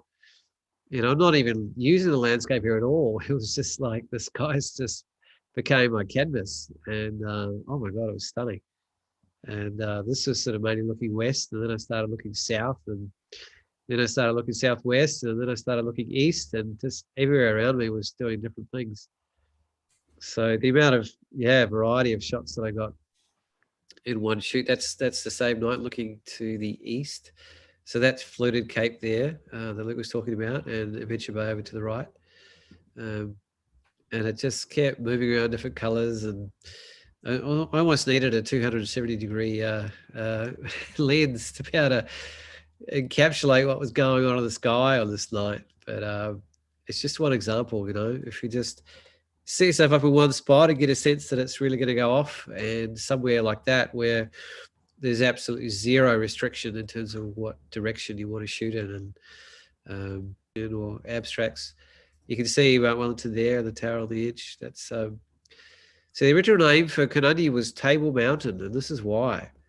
So a lot of people see it from the front, and it just looks like a huge big cliff. And these big organ pipes on the front, and yet from a side-on angle from further down the channel, it's basically flat off the back. And so that was how it was first viewed by the explorers, hence the name Table Mountain. Yeah, it just kept on giving this night. Yeah, and it's the neck is just below me, that big, open, beautiful, sort of long, sandy beach. It's a natural sort of one to include in compositions with skyscapes, the Fluted Cape. It just daytime and evening, it just seems to sit as a beautiful sort of anchor point. And so that's over just there to the right, Fluted Cape, and then just here to the left is the edge of Cape Queen Elizabeth. And that would that be Tasman Island, Lucky? But it looks Yeah, I reckon it would be. yeah, maybe the lighthouse there even. Yeah, right. Yeah, So that'd be that that's the little edge dot of there. Yep. that's the edge of the sort of Tasman Peninsula. Um, yeah, sometimes I don't know, I'm Aquarian, so it's an air sign, so I get It's a pretty fascinated. beautiful frame. Look at the double wave there, double break. Yeah, lovely. Yeah, so you can see that sweeping curve of the neck there as well, just to give you And that. you've cropped out some of the man-made elements there, which is quite nice. Yeah, yeah. Like sometimes I embrace them, but often if I don't feel like I need to, I won't go there. You sort of put a 6-stop or 10-stop on to smooth the water out a bit. I think on that one I did. Yeah, just Yeah. right at the end. All of them were handheld until just at the end. Yeah. I decided to be a bit more inclusive of that kind of thing. I've done the similar thing though. I've found you're dead right about the skies, and especially around Cloudy Bay and that sort of area. Just it's plenty to look at. Yeah. So this is kind of your first view. You get off the ferry, sort of over the hill on the other side of this. Actually, this is that first area in Great Bay that you come to that has those. You can see underneath the water those beautiful, shallow kind of ripples and scalloping of the sand. You can see the birds on the water here. You can see the oysters out here. So this is the first sense of how I said you get that beautiful sweeping view down to the south. That's basically straight south down there. And often if there's snow-capped peaks down the end, you'll see them in a distance around this way. But like a beautiful still day, and it's often very, very the water's often pretty beautiful there, depending on the wind direction, because it's quite a sheltered spot. And definitely you don't get waves or swell, but just to give you that sense of that nice kind of open sort of feel. There's a panorama.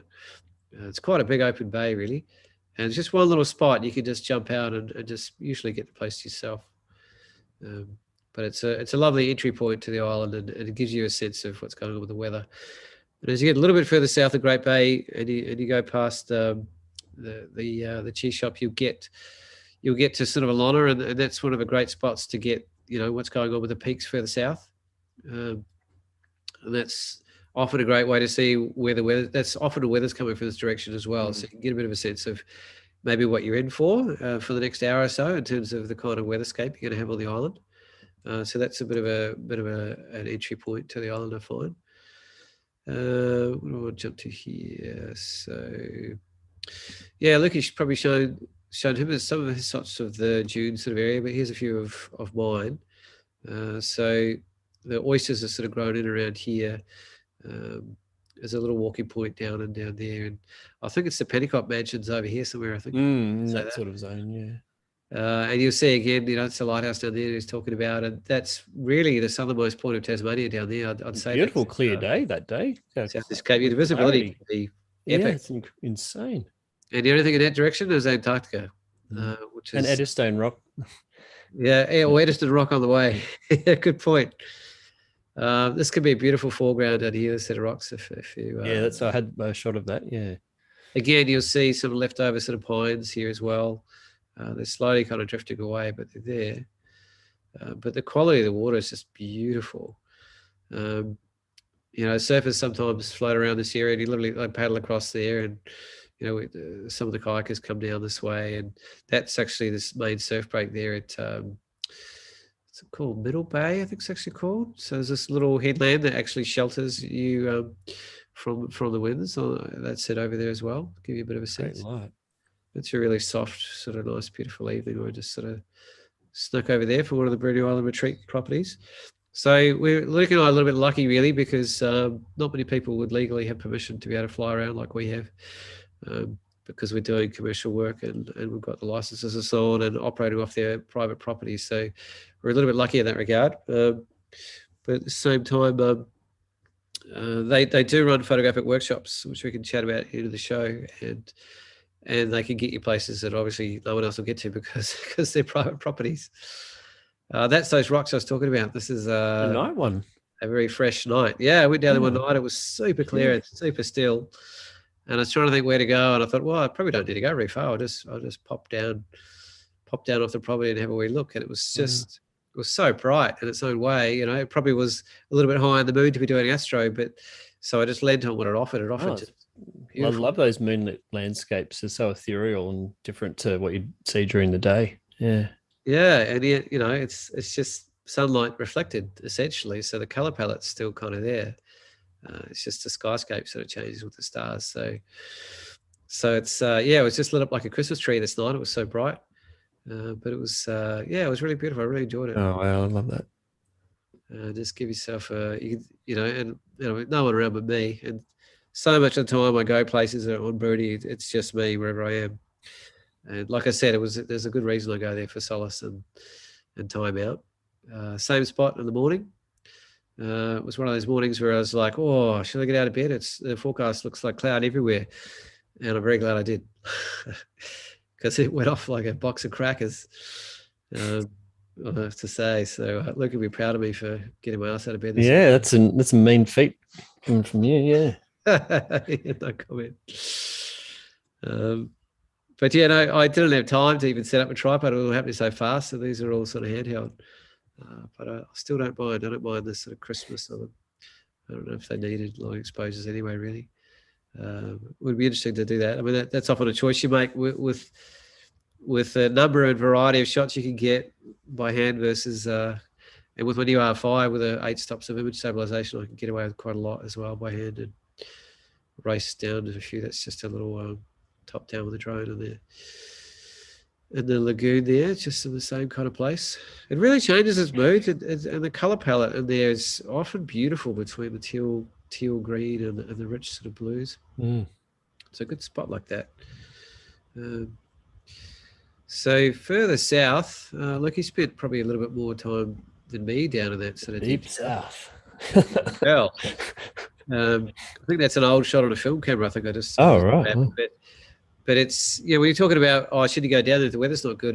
It's often when it's best, particularly down way down south. Because seeing that shot, like if I could have seen that shot and not known anything about what we're talking about tonight, and I would have known it would have been Bruny. I reckon it's just such a regular feature to see little boats coming through and all of that sort of stuff. It's so much to do. I really enjoy the dappled light. That's it's a little pullover spot. You actually see that view as you're driving along. This is right down the southern end of the island. And, is this Lighthouse Beach, Lucky? Yeah, Lighthouse Beach. Yeah, Lighthouse Beach, yeah. And so some of the waves that Lucky was showing breaking over the rocks are over here, yeah? Yeah, I think that's Swell Rock there, yeah. Rock, yeah. So that's one of the few times I was patient enough to actually pull out a tripod and put a filter on, but it's like you had a bit of wind there according to the foreground, so kept it nice and stable. Yeah, it wasn't. I was extending the head out as high as it goes as well, using a 200mm lens. So it was definitely pushing the boundaries of what I can get away with. It can get pretty fresh down there. I mean, it is like very exposed, and I think they just had 115 kilometers an hour winds on Mount Wellington last night. So I'm assuming it would have been pretty feral on Cape Bruny as well.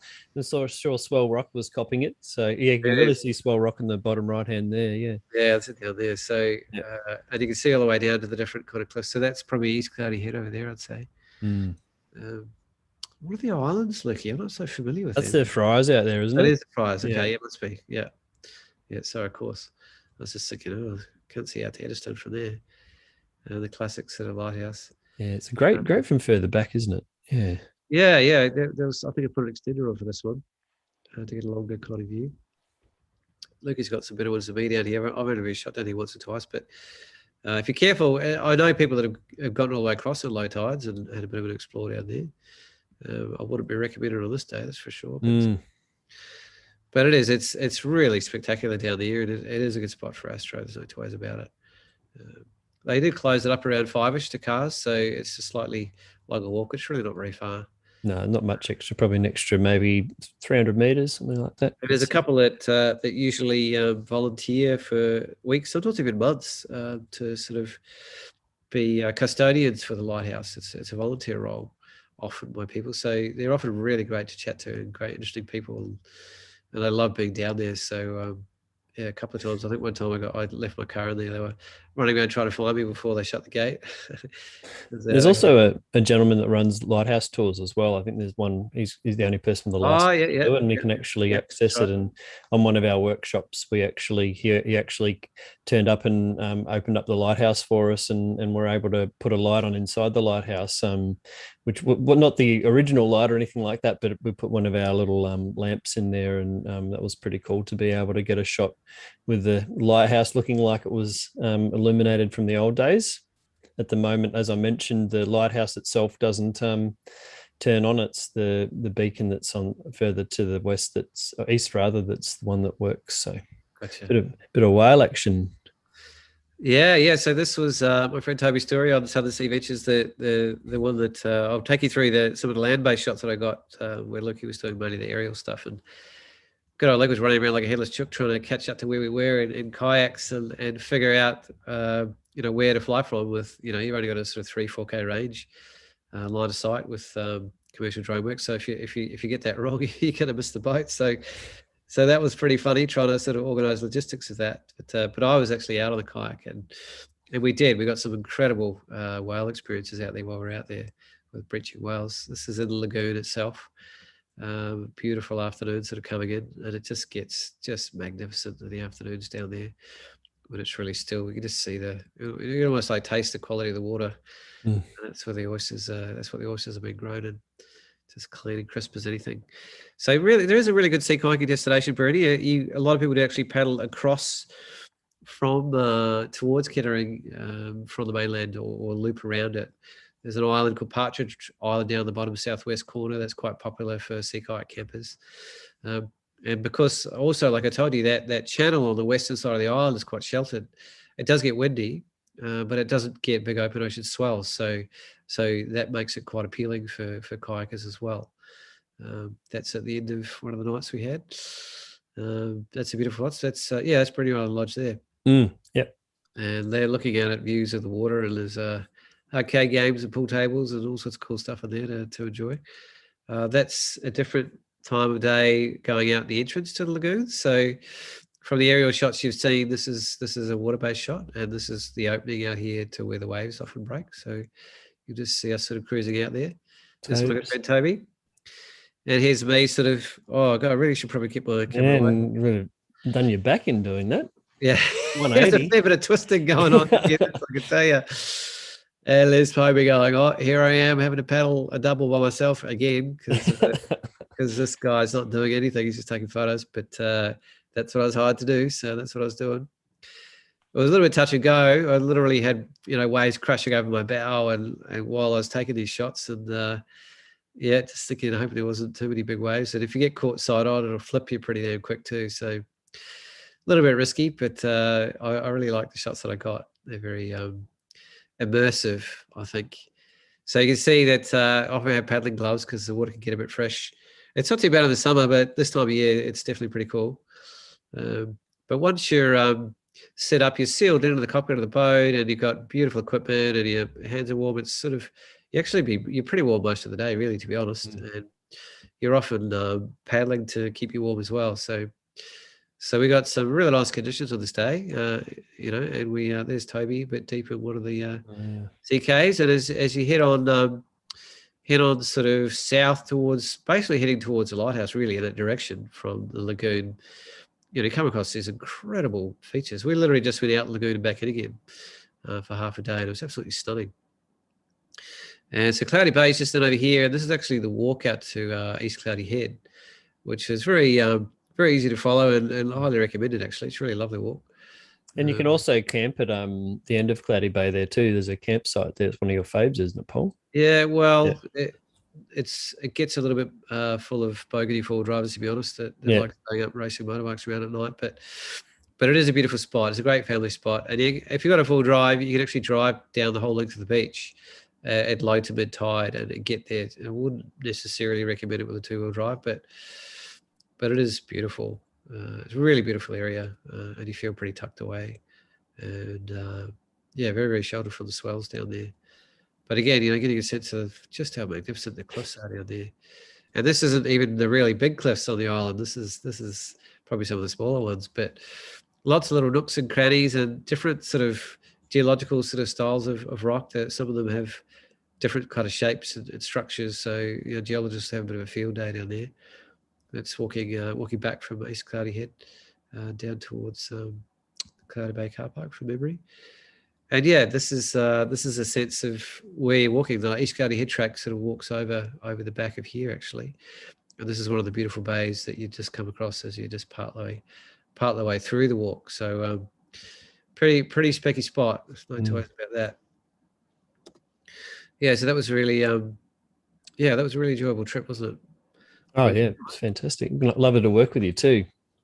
Yeah, it was nice, and it was sort of it was a crossover between like I was working for Toby and Lukey was sort of working for the Bruny Island crowd, and that was one of our crossovers between end up working together for the same company. Yeah, because Toby, I don't know if he all the time uses, but uses the properties for the Bruny Island coastal retreat. So yeah, there was some really nice crossover. And there's good old Cloudy Bay. So hard to go past it. I've got a few from here. So that's another shot of that. That that's the wetlands. Wow, I was telling you about. It's quite magnificent actually. I was trying to find out what the sensitivities were with wildlife around there. So I didn't go any closer than that. But tucked away. I didn't even know it was there for 20 years. So I'm glad. I'm not going to say where it is, but it's the wildlife down there is pretty amazing, I think, and I'm really glad it's there. So that's actually, so some of these are actually shot on the actual properties that we work at, just to give you a sense of just how immersive some of them are. We get a bit lucky. I know we had one of Lukey's birthdays at one of them, which was pretty awesome. And that's my favourite's probably actually. That's the beach house, that one. Yeah, that's the beach house, that one. So Cloudy Bay, surf breaks just over to the right. That's East Cloudy Head over there. That's the campsite we're talking about, is down in this area down here. And that shot I just took of the walker is actually standing on that cliff here in this bay around here. Just so you're probably starting to connect the dots now in terms of the kind of landscape we're talking about. So this is easily one of my favorite places on the planet. I spend so much time in there. It's often me in that little car park spot right there, checking out the surf, and I've slept there a few times. The other campsite's just back here, and then you can drive down the beach and camp down there as well. There's a lovely little lagoon that often has a little rivulet that comes out through here, but a creek or beach. And the main surf break is right here. It is actually the most consistent surf break in the whole of Tasmania. There's almost always waves there just about every day of the year. And a bit of a trek to get down there. It's probably a good hour and a half from Hobart by the time you drive half an hour, take 20 minutes over the ferry, and probably a little bit more than that each way, hour 3/4 just to get down and have a look. But it's just, I don't know, it's just once you're down there, though, it's like time stops, though, isn't it? I mean, you can be only there for a weekend, but you feel like you've been away for so much longer. I love it like that. Yeah, you can see there's the car park there you get to, so it's pretty easy to find here. It's not exactly off the beaten track, so to speak. It's looking a lot deeper south, seeing the big swells sweeping through the bay. This is that beach house we saw before, just shooting through to some of the views. It's one of the premier sort of spots. Really, I love this. So if you want to treat yourself, it's a good spot. And this is the Middle Bay sort of headland. Does they have a name, Lucky? Whalebone Point, that one. Yeah. Whalebone Point, that's right. Yeah. And those are the sea cliffs that we were sea kayaking down before, that I was showing you those shots of us. And that's one of the islands we were walking. It just occurred to me too. It was interesting you were talking about the Aboriginal story, and the fact that that's called Whalebone Point is quite relevant to what the ceremony was about that you were talking about earlier. So I'm sure that's got a key part to play in that as well. Yeah, so you see these big cliffs that are obviously big viewpoints to be able to spot whales from a distance, and obviously these sheltered bays that they can shoot the boats out really quickly. That's kind of a perfect recipe for the early whalers, really. And they certainly made the most of doing that. This is where we had Lucky's birthday, actually, the Cloudy Bay Villa. That's a cracker of a spot, that one. Yeah, it's magic. And I wait till everybody left, and I said, I'm not going to leave until I actually walk down and go surfing and come back. Because I've been looking at that house for I don't know how many years from a surf, going, geez, one day I'm going to stay there. And I have to drive an hour and a half to come down for a surf and just walk back up to the house and have a hot drink. And I freaking did. I only done it once, but I'm proud of it. It was great. There's the beach house there. There's the road down to the car park, and that's a bit of a beautiful misty morning down there. And I got another bright Oh, open yeah. sort of day. You can see that soften the swells you have. Mm. Sometimes I poke my head over and there are waves on the other side, but generally this bay down here is where it's all at. And these are some sort of abstract spots I look a little bit carried away with, I think, with the saturation slider maybe, but I had a little bit of fun with it. Like top down, there's some crazy stuff that goes on there. It's called Cloudy Bay because of this this floating weed that's in the water. And it just settles in different kind of patterns depending on the currents and does really, really crazy weird things. And you won't notice any of this from in the water or at water level. It's only when you're up high. And I think I was using a polarizing filter, so it's just punching through. But it can literally get stuck in your hair for ages, and it's part of the experience of being down there. It's like the water almost becomes sort of soupy with it. It's a kind of algae, isn't it? I think. Yeah, algae or wet seaweed of some kind, but it's floating and kind of separate. But for some reason, it's always there. I've never been there in 22 years when it's not, and yet it's not actually attached to anything. So I always wonder why it's in the, sort of the same spot. So in terms of Creek on Beach, just as an example of just one shoot, sort of one afternoon for, I think it was actually, I think just after you guys left, Lukey, from... Is that just near the car park, is it? Yeah, just a 2-minute walk. You just pop over. It's one of my favourite spots to shoot, actually. And usually just being 2 minutes walk away, you just get it to yourself. Occasionally you'll see a few cars running along down to that campsite down at the end, but... Yeah, the vehicle tracks would annoy me a lot because they'd have to cross that to go to the they're normally right by the water's edge. Right? Oh, okay. Oh, this right. Is a fair way back. So it's actually more footprints that you'd be worried about here than tracks. You can see a couple. I think it's probably me not thinking ahead and walking along on my own, getting into my own shots. I'm not much of a photoshopper in terms of cloning stuff out, but it just gives you a sense of this one spot. There's a couple of tie tracks there. Of just and the skyscapes down there and the sunsets down there. I would have seen hundreds of incredible sunsets down here over 22 years. Often would have been in the water, and this is one of the rare occasions where I wasn't surfing and I decided to shoot instead. I think the swell wasn't quite there for the waves, maybe, because it's rare that I wouldn't be in the water. But yeah, you can see, there you go, you can see some of the tracks there.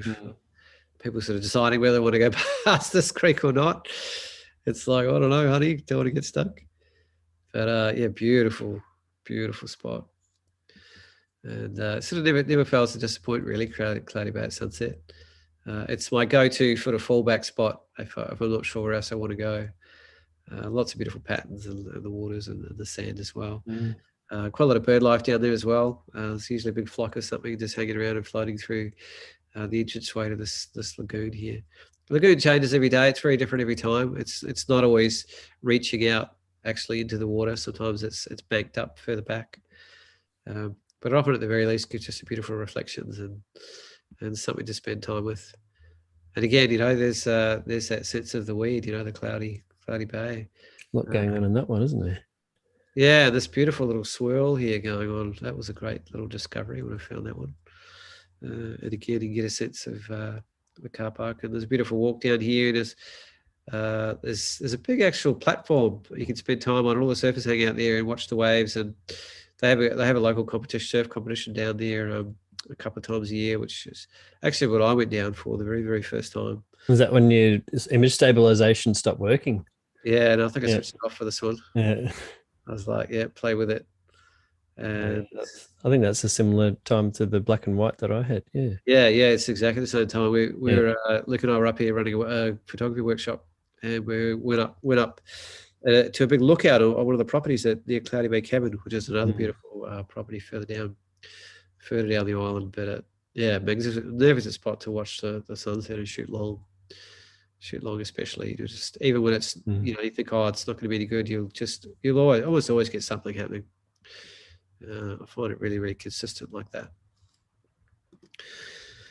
And then I've just got we haven't really talked as much about maybe the middle of the island. We've done it in segments. So I'll go back to sort of some of the more central sort of points, and one of them obviously being the this area here. So if you get a filter on, you can actually have a play during the day and have a bit of fun.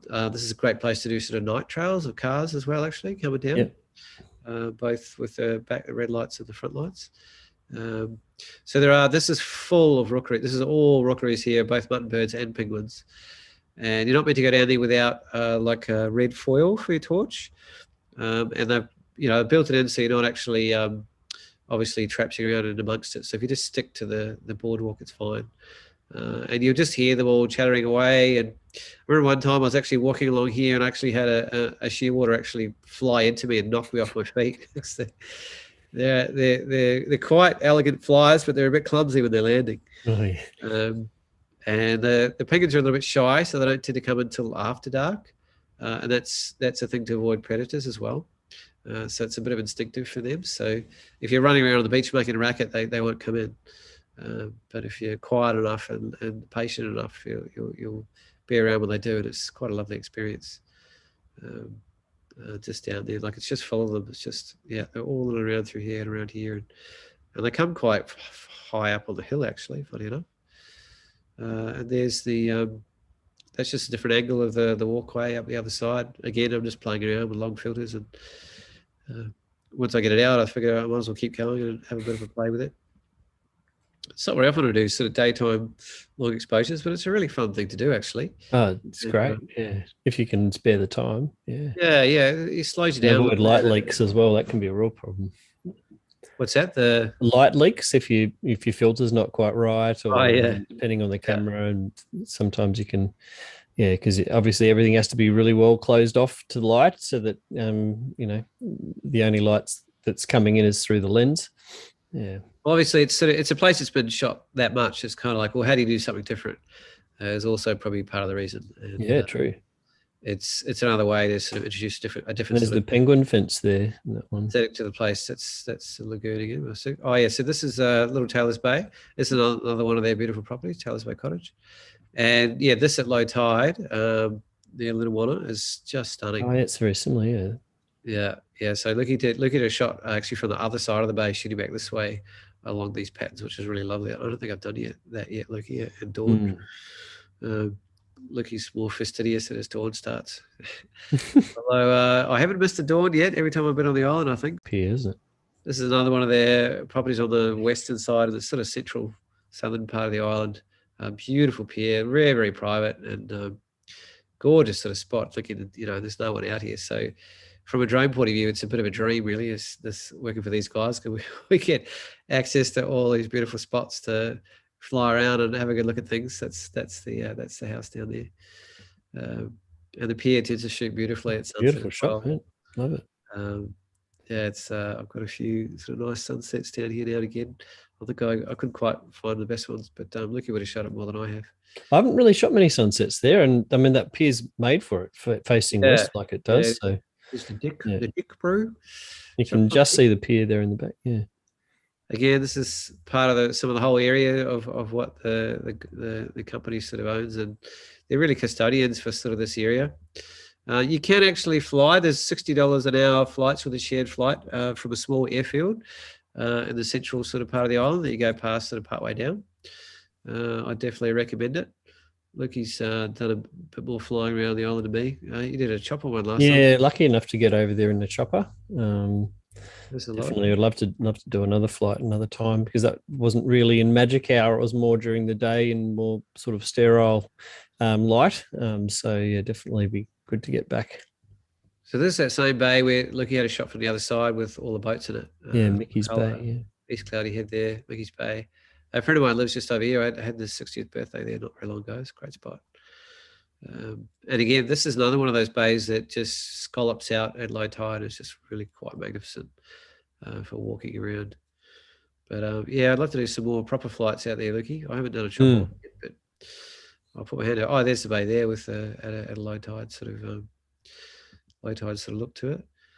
And then I've done a little bit of the forestry stuff. I've got a lot more to explore. I've only really sort of been in a few times into the sort of forestry sort of areas, but they're pretty classy when you find them, and they're definitely worth spending time in. And if you've got like a cloudy day and you're looking for something to do in the middle of the day and the wind's not too strong, it's a great option to sneak on in there. And I've only sort of recently got into doing more of the mushroomy sort of stuff. I think he's got a bit excited for me. I think it's partly because my my R5 it's got inbuilt focus stacking, so Yeah, true. all of a sudden I don't need too much of an excuse to have a crack at some of these. And these are some of my first attempts at focus stacks, actually. And Lukey introduced me to one of those little aperture sort of lights, which is a handheld sort of battery powered, internally battery powered light, and you can change the temperature of it too to whatever you want, and the hue to whatever you want. And I was just playing around with that a little bit as well. Like, no, I've got a little bit of inspiration from Serena Zenas. Her mushroom photography is pretty amazing. So I was thinking I should probably just at least have a little bit of a crack. And it's amazing what you can do with That's great, in 1 square meter with light and a bit of patience. It's a whole another universe when you get down that low. And I'm literally lying on the ground in these. This is our classic Creek on Beach for this is Lucky running the last workshop we did for Bruny Island photography. They run really great workshops, actually. It is a really good spot to do things. And that's one of the, being on the eastern side of the island, like I said, at dawn is a great spot. And Adventure Bay is an excellent location at dawn on the eastern side. And again, you've seen some of Lucky's Astro shots from that side as well. Is that the 2 trees there, Lucky? I think it's just a bit further around. Yeah. Next one over, isn't it? Yeah. Lukey himself, the man and the mystery. Look at him go. I don't know what happened to my pocket there, but it wasn't. Throw some in there. Yeah, so great spot for dawn. Highly recommend it. And we've got a couple of rock stars on the show here that just happen to be in our Zoom. Oh yeah, and Jade, shout out to you guys, legends. I wouldn't go as far as putting my close-up portraits of you in here, but I thought I had to give you a shout out. Oh, there's Jan and Jane right there as well. Look at them go. So this is that moment where you're shooting through one of those big rock structures on the boat. So there's the Pentecost tours, but the Bruny Island crew actually have their own boats. So that's Glenn, isn't it, who runs the Oyster Bay farm there. He's a total legend of a guy. And to have your own boat, to be able to take your own time and get to these places is an absolute treat. And what I'd never done before is we actually went past the Friars all the way around the southwest corner of the island, which I'd never done on a boat.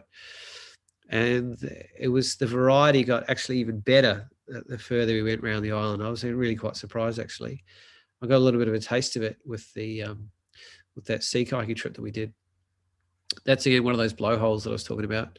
That you get, and you just sort of sweep back in, and they're going off like every half a minute or minute, like it's quite consistent. And the skipper of the boat always loves to get up nice and close, so people get a bit wet. But I think Glenn was kind to us with all of the $1,000 of camera gear not to get too close. It was close enough, I can tell you. It's like a wide angle lens, you wouldn't be able to get it in.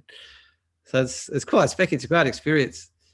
So my job on this one was to capture the experience of people enjoying the trip. Whereas Lukey was getting the money shots of the actual trip itself, but so I was enjoying that with the people and things. I've got a whole other album of some of my other sea trips down here, but it's already 9:30, so we might have to let them go. This is my one seal shot. Yeah, which is sneak one. Lukey had a much longer lens than me on this one, and I was actually trying to shoot people, but I thought I could have get at least one of the seals. 1 or 2, so they're pretty pongy. The old crew, only the boys. You're downwind of it. You certainly know about it. Yeah, but it's really dynamic, and it's just got such a beautiful sort of wild feeling to it. And this is us coming around the southwest corner of the island, seeing spots that probably very few people have ever seen. And 22 years I've never seen it. And that's what I meant by some of the different rock structures changing. See how these are always like this hexagonal columns. And they're actually on this big causeway sort of feel. Diagonal, the way they've just been pulled out of the earth by tectonic movements. So it's just amazing. And that's the Bruny Island lighthouse there. So you can see how we're going around to the southwest corner of the lighthouse. And because one of their properties is in the southwest corner, we can literally land the boat right on their property. And literally by land it, I mean literal. So you can actually put the wheels down and up you go. Amphibious boat, yeah. So it's amphibious. So we did a mixture of the two. So we're a bit spoiled, Lukey and I, because we can actually, Lukey's been out in these boats more than me in terms of actually, flying off the boats and shooting off the boats and that kind of stuff. No way. I actually put the waders on for this one, Lukey. I walked out from the Bruny Island Lodge. I've always seen this rock, and I got down, the tide was in, and I was like, I can't shoot anything. And I thought, well, wait a minute. I put my waders on and I walked out. I was about chest deep here, actually. and I was it was actually after dark, and I was using a light to light it up. You can hardly tell, but it was. It's just one of those things where I'm on the job and I'm trying to come up with something, and the conditions weren't suiting what I was going to shoot, so I just had to innovate and muck around and try something different. So super extended tripod head, like half a minute exposures with a little torch in my hands. Yeah, that's kind of fun. This is I always pop in and have a look at this jetty. This is just between I said Lunawana, basically, yeah. Lunawana, I think you call it. It's south of Alana, anyway. It's just as you turn on a lighthouse road. You got a choice. You got a tiered section where you can turn left to Cloudy Bay and right to the Lighthouse Road. And I've never been down there. There you go. 1 minute up from there. There's a little one-way dead-end road down to this jetty. Oh, I love it down there. Look, it's a great spot. And again, this is all the mainland, the distance here. And Kunungi, Mount Winston's up here to the right. Often you'll get lucky with some bird life down there. In fact, it's pretty rare. Most of the time down there is actually. And they can be quite posy when they want to be, which is pretty handy. Yeah, I love it down there. Look, that's just shooting past the jetty, so on the other side of it. That's little Taylor's Bag here, which is a brilliant spot. This is a little lookout on the way down on the Lighthouse Road. I just stopped and saw a bit of light out. Almost done, so I can let you guys sign off. But yeah, that's that is Pier House Jetty. Similar kind of area, just quite a little bit south. That's one of the dawns that moving down to the on the Lighthouse Road again. See, where am I at? Lucky, I'll just see. Yeah, I'm pretty much done, mate. Just about. Oh, good. I'll stop here. Just a couple more. Again, this is Lunawana. Yeah, so you can actually wander out here at low tide and get some beautiful kind of shots. I was lucky enough to pop a drone up there. It was beautiful. Again, this is all on the Bruny Island retreat sort of land. The lodge is just over here behind the trees. Mickey's here. Mickey's here. You can see the pines that they've got there. That's yeah, you can see how they slowly let them fall away. Yeah, but they have their own sort of dying beauty in their own way, and I was playing around with their reflections there. Well, I'll probably stop there, Loki.